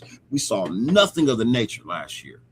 But then you see it in the preseason this year. You see it, in camp. You're hearing about it, how his blocking has gotten better. His ability to run routes has gotten better. His ability to catch the ball, at the point of contact, go up and get it. Like, his ability to be a wide receiver has grown. And so for me, I would like to say, young man, keep it up. Grow on it. Learn from your mistakes. Wrong, bro. I don't want to be right when I throw these takes out there about people being not good at their position or whatever. Prove me wrong. Yep. This is what I want to see from my players. I want them to say, oh, these motherfuckers think I'm this? Oh, I'll show them. And show me. That's a winning attitude. He's a tough motherfucker to guard on third down for sure. I want a winning attitude. If you're going to come here and wear the silver and black, bring a fucking winning attitude with you or get out of the building. I don't want no people that's just going to be complacent with being half-ass and average. I want people who are going to step up to the plate and show that they want to win. So, shots out the back. My thing with Best, bro, is he just continued to get better, bro. Like I said, the report said that, because remember week 1 against the Cardinals, right? Our defensive backs, corners in particular, looked bad, right? But the report came out, and even Kubiak said it, that we wanted to test our DBs in man. Kubiak hasn't come out and said it, but there's been some reports coming out in that final game with Jack Bech that they wanted to test and see how he looked, in the run game, So I'm excited. I'm excited to see, what Jack Bech can do. You go back and look at that Cardinals game. A lot of his big time catches were on third down, and so far he's been third in Bech, like Jason Marshall said.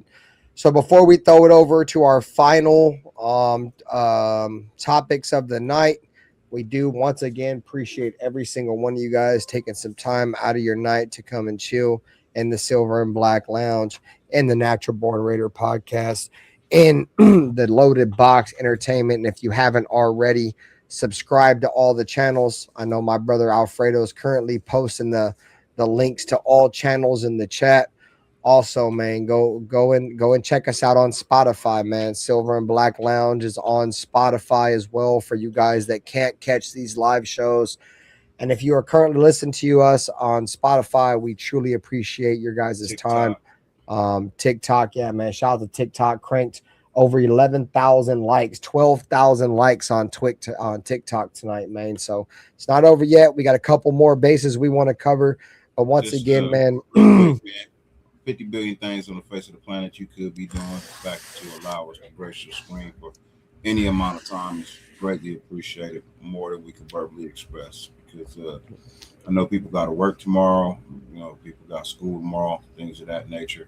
If you're on the other side of the world, you're probably just getting up. Shouts out Afakasi.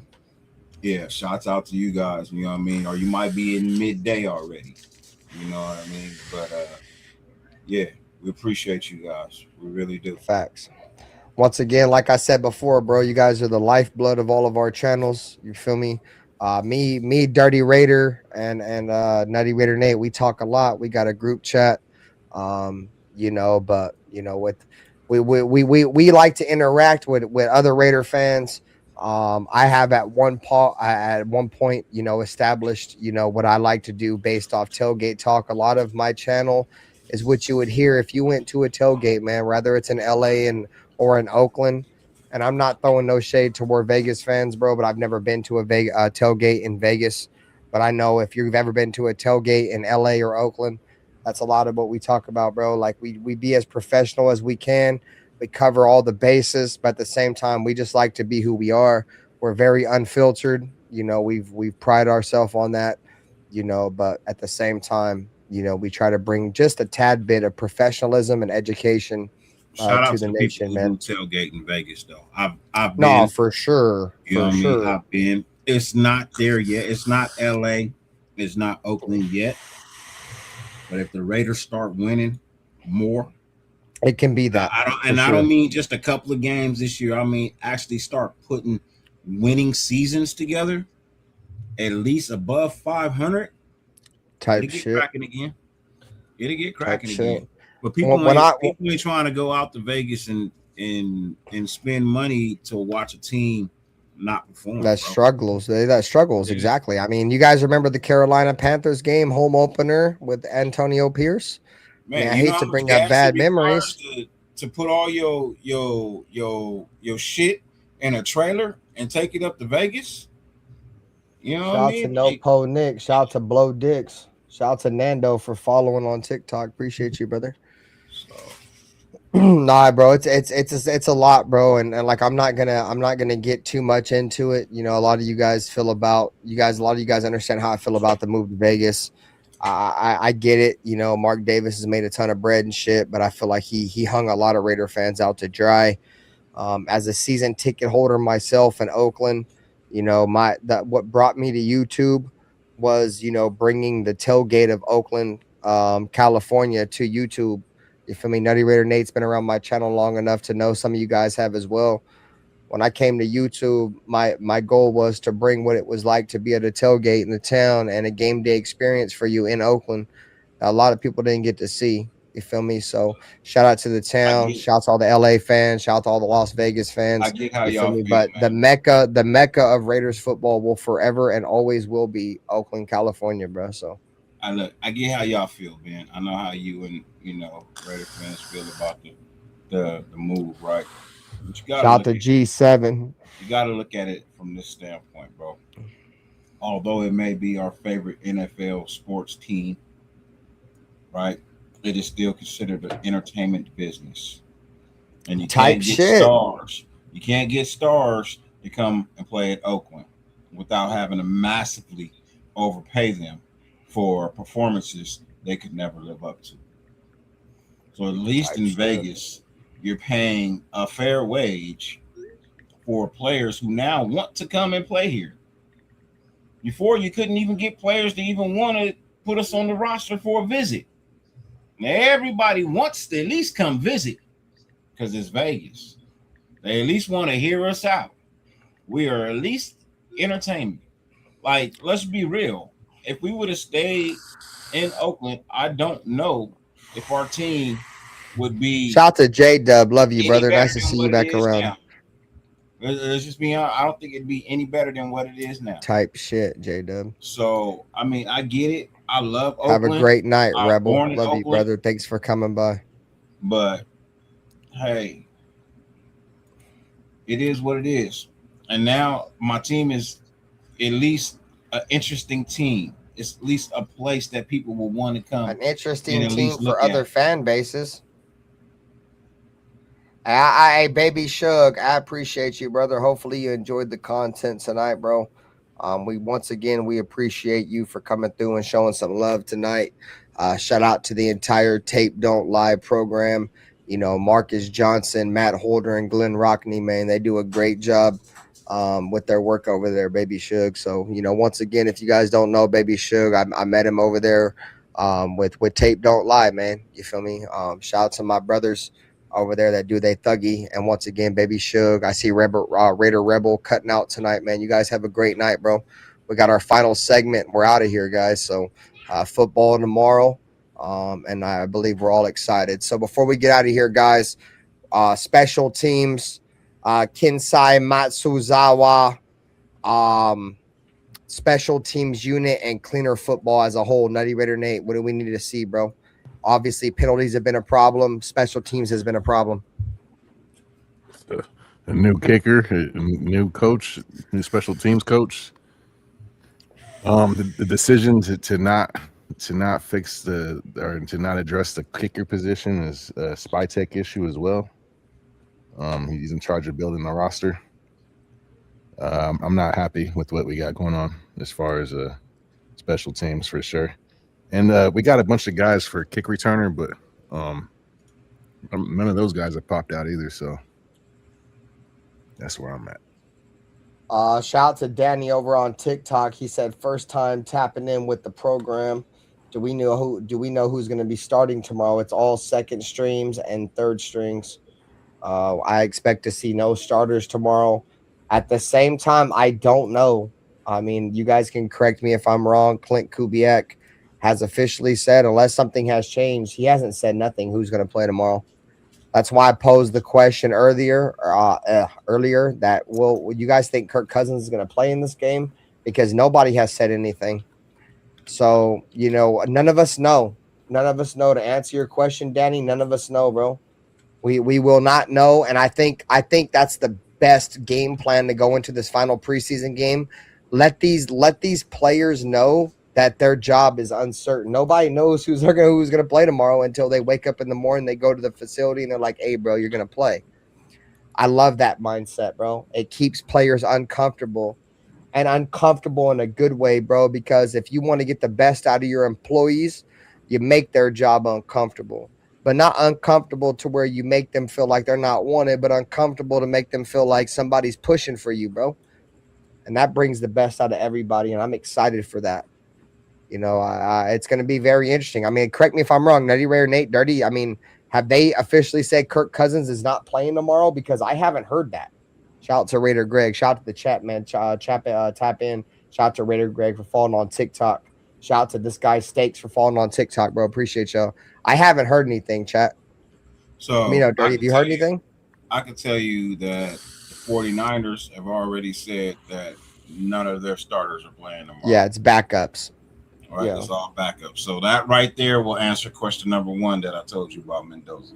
Who he plays with and who he plays against. Right? So you're already not playing the number 1 defense. You're not playing their number 1s on defense. You're playing their 2s and 3s. That's where you're going to be. 2s and 3s. So if the Niners ain't playing they starters tomorrow, I highly doubt that we're playing our starters tomorrow either. Yep. I feel like if you don't play Kirk Cousins, that is a tall sign that Kirk Cousins is your starter already. Yep.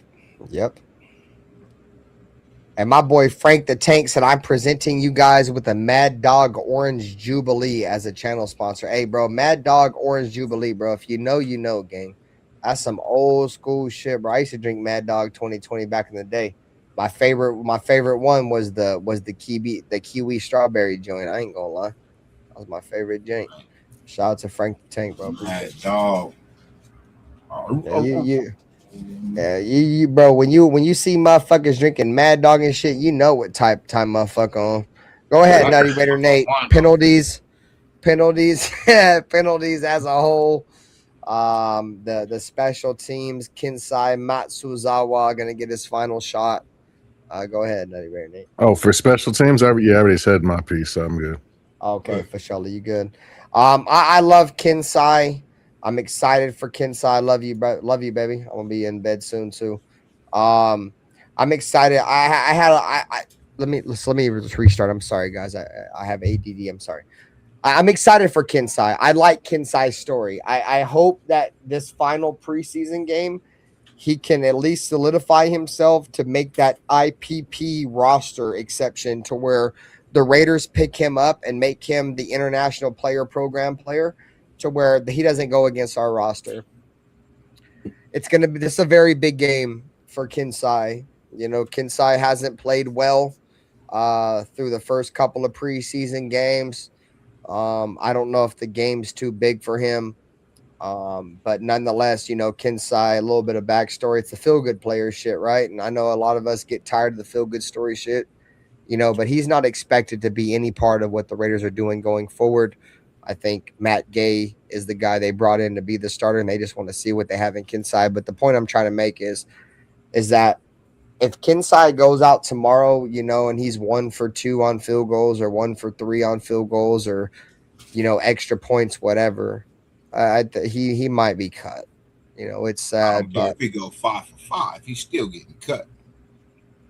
As an IPP guy, though, would you still cut him if he goes 5 for 5 tomorrow? Like, he doesn't go against our roster. Just a waste of resources at that point. I mean, we let Lucky Tassi go for him. Like, if he has a good game tomorrow, do we at least not give him a shot? Because at least Lucky Tassi go to Tennessee for nothing.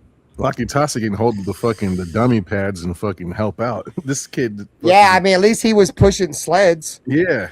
This dude's not going to be doing shit. He's wasting resources. Exactly. What if he doesn't do anything, bro? What are we doing? I don't know. Nobody knows what we're doing because of goddamn John Spytek, dude. Man, you motherfuckers won these feel good stories, man. Fuck this nigga. Fuck these Disney stories. I don't like it neither. The only feel-good story I like about it, Dyrti, is because I'm a season ticket holder in Oakland, and the first time he ever went to a game was in Oakland. Outside of that, I don't give a fuck about feel-good story. I'm just saying. Outside of that, I don't care neither. I came to YouTube because of Oakland, bro. That's why I'm here. If I'd have season tickets in the town, I wouldn't be he's a Raider fan. Huh? No, I don't think that what you do on the field outweighs everything. So no, I'm not keeping him around because of a feel good story. But that's why I asked you, like, if he hits all of his field goals and, you know, doesn't fuck his kicks up, like, do you still cut him even though he's an IPP player?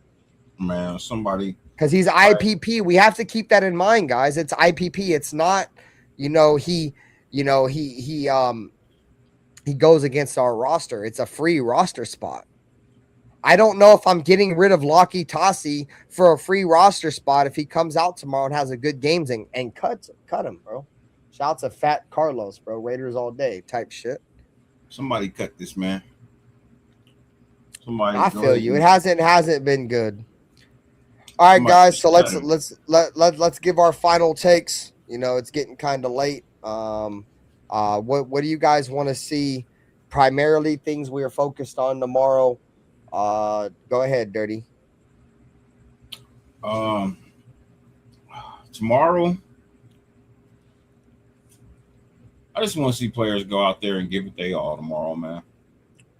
I just want to see players go out there and give me everything they got. This is your last opportunity to put something on film, to put your name in the hat of conversation with these coaches. I want to see everybody go balls to the wall. I want to see them go all out, fly around. And if you can, give me a win. I don't give a shit. I don't give a shit if it was flag football against the 49ers. I don't want them to win ever. Ever. We could be playing dodgeball. I still want to win. Man, shit. We could be raising money for a good cause. I still want to win. I don't care what it is when it comes to the Niners. I want to beat them at all costs. So, yeah, I look forward to watching players go out there and just really give it their all, man. Like, really put it all out on the field. Give me every inch of effort that you have in you.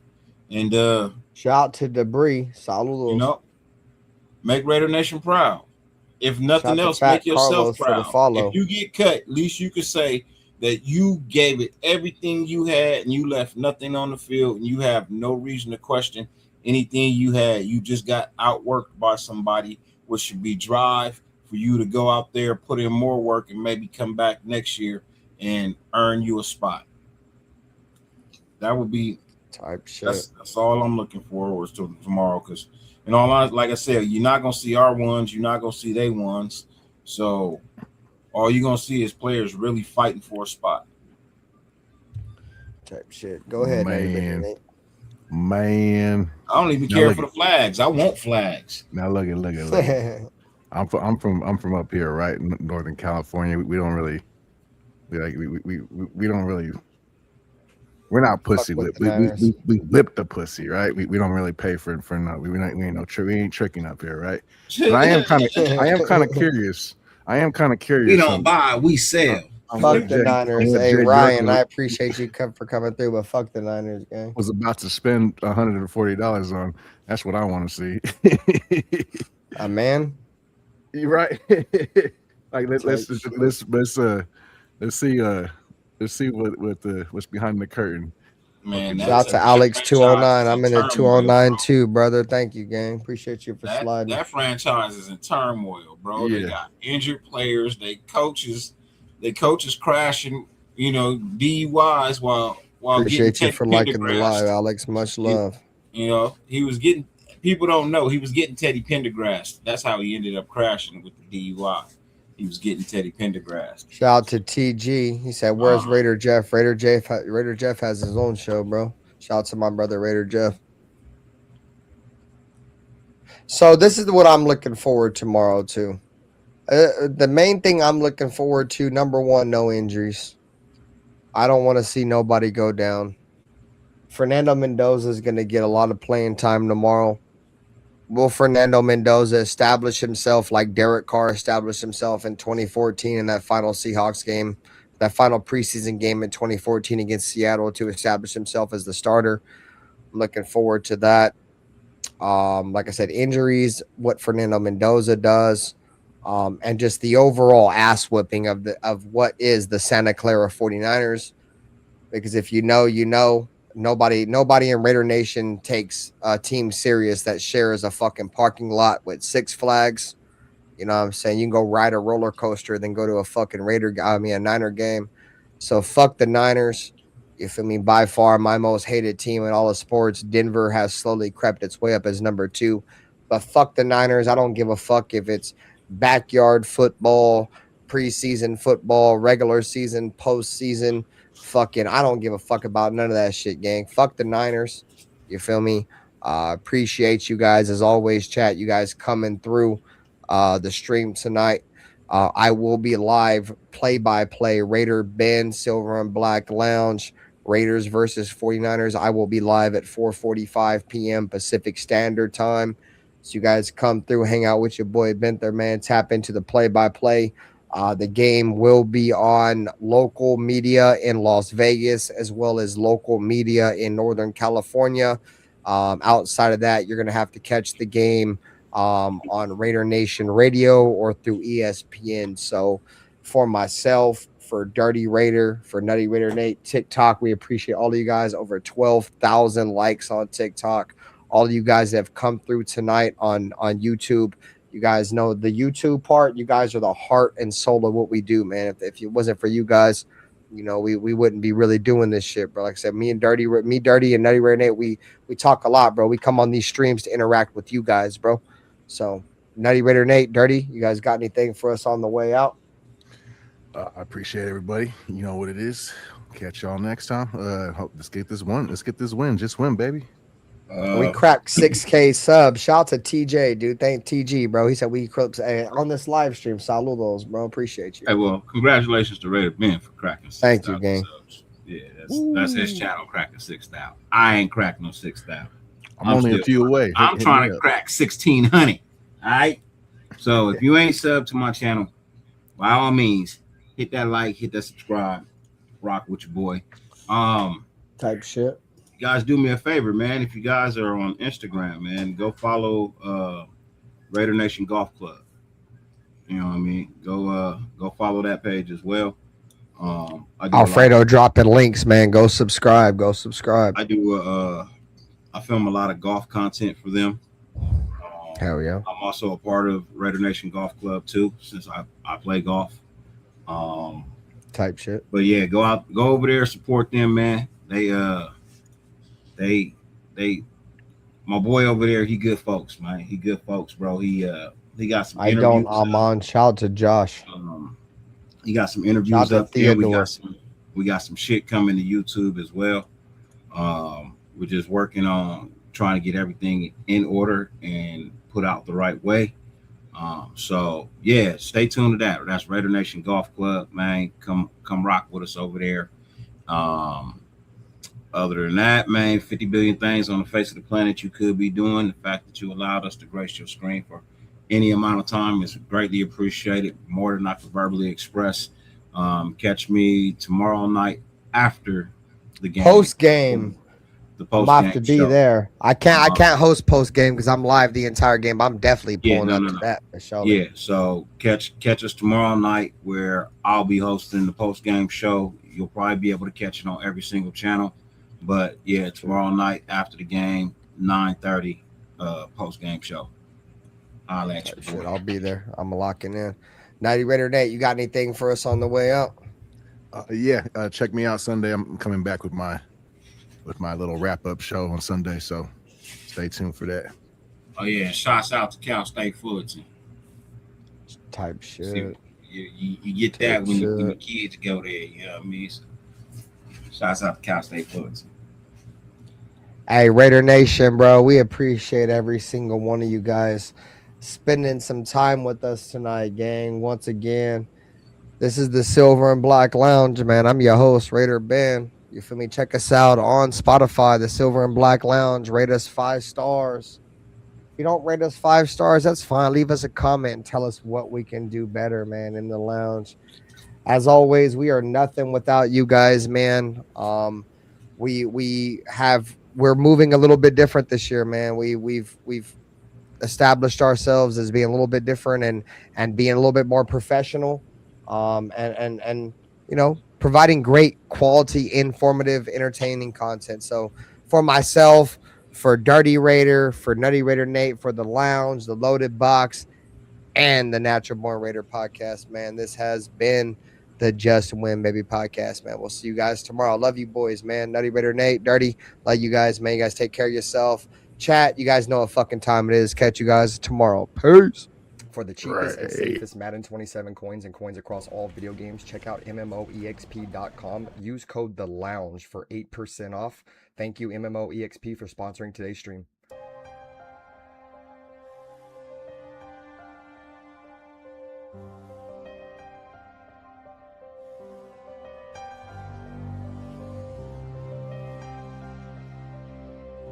They didn't have to say much. This is the Raiders. You know, this is one of the most historic, franchises in the NFL with a great history that I want to be a part of. I want to be a part of furthering that history. You know, when you say commitment to excellence, okay, and you look at the walls around here, and you look at the players on this wall, and there's a history. There's a history of Hall of Fame players here. There's a history of Super Bowls, and that's that. And with all this situation and all this shit I went through, the biggest thing that I took from it is I don't give a what everybody has to say. Truly, I really don't give a. Play clock down to 1. Williams batted up in the air, and it is picked. Crosby. He has been a beast. I do believe that this is a game psychologically of intimidation and of fear. I don't mean cowardly fear, but fear. Well, the Chargers and all those teams. To be honest, I don't like any of them. I hate all teams. The other team's quarterback must go down, and he must go down hard. The Chargers. What I call the vertical game. We were going to stretch the field vertical. When we came out of the huddle, we weren't looking for first downs. We didn't want to move the chains. We wanted touchdowns. We wanted the big play, the quick strike. It's number one to say you want to do that. It's number two to say that you have the players to do it, but it's number three to do it. Hard. Try not to make mistakes, but don't worry about mistakes because there's only one thing that counts. Just win. Your commitment to excellence and your will to win will endure forever. You will not get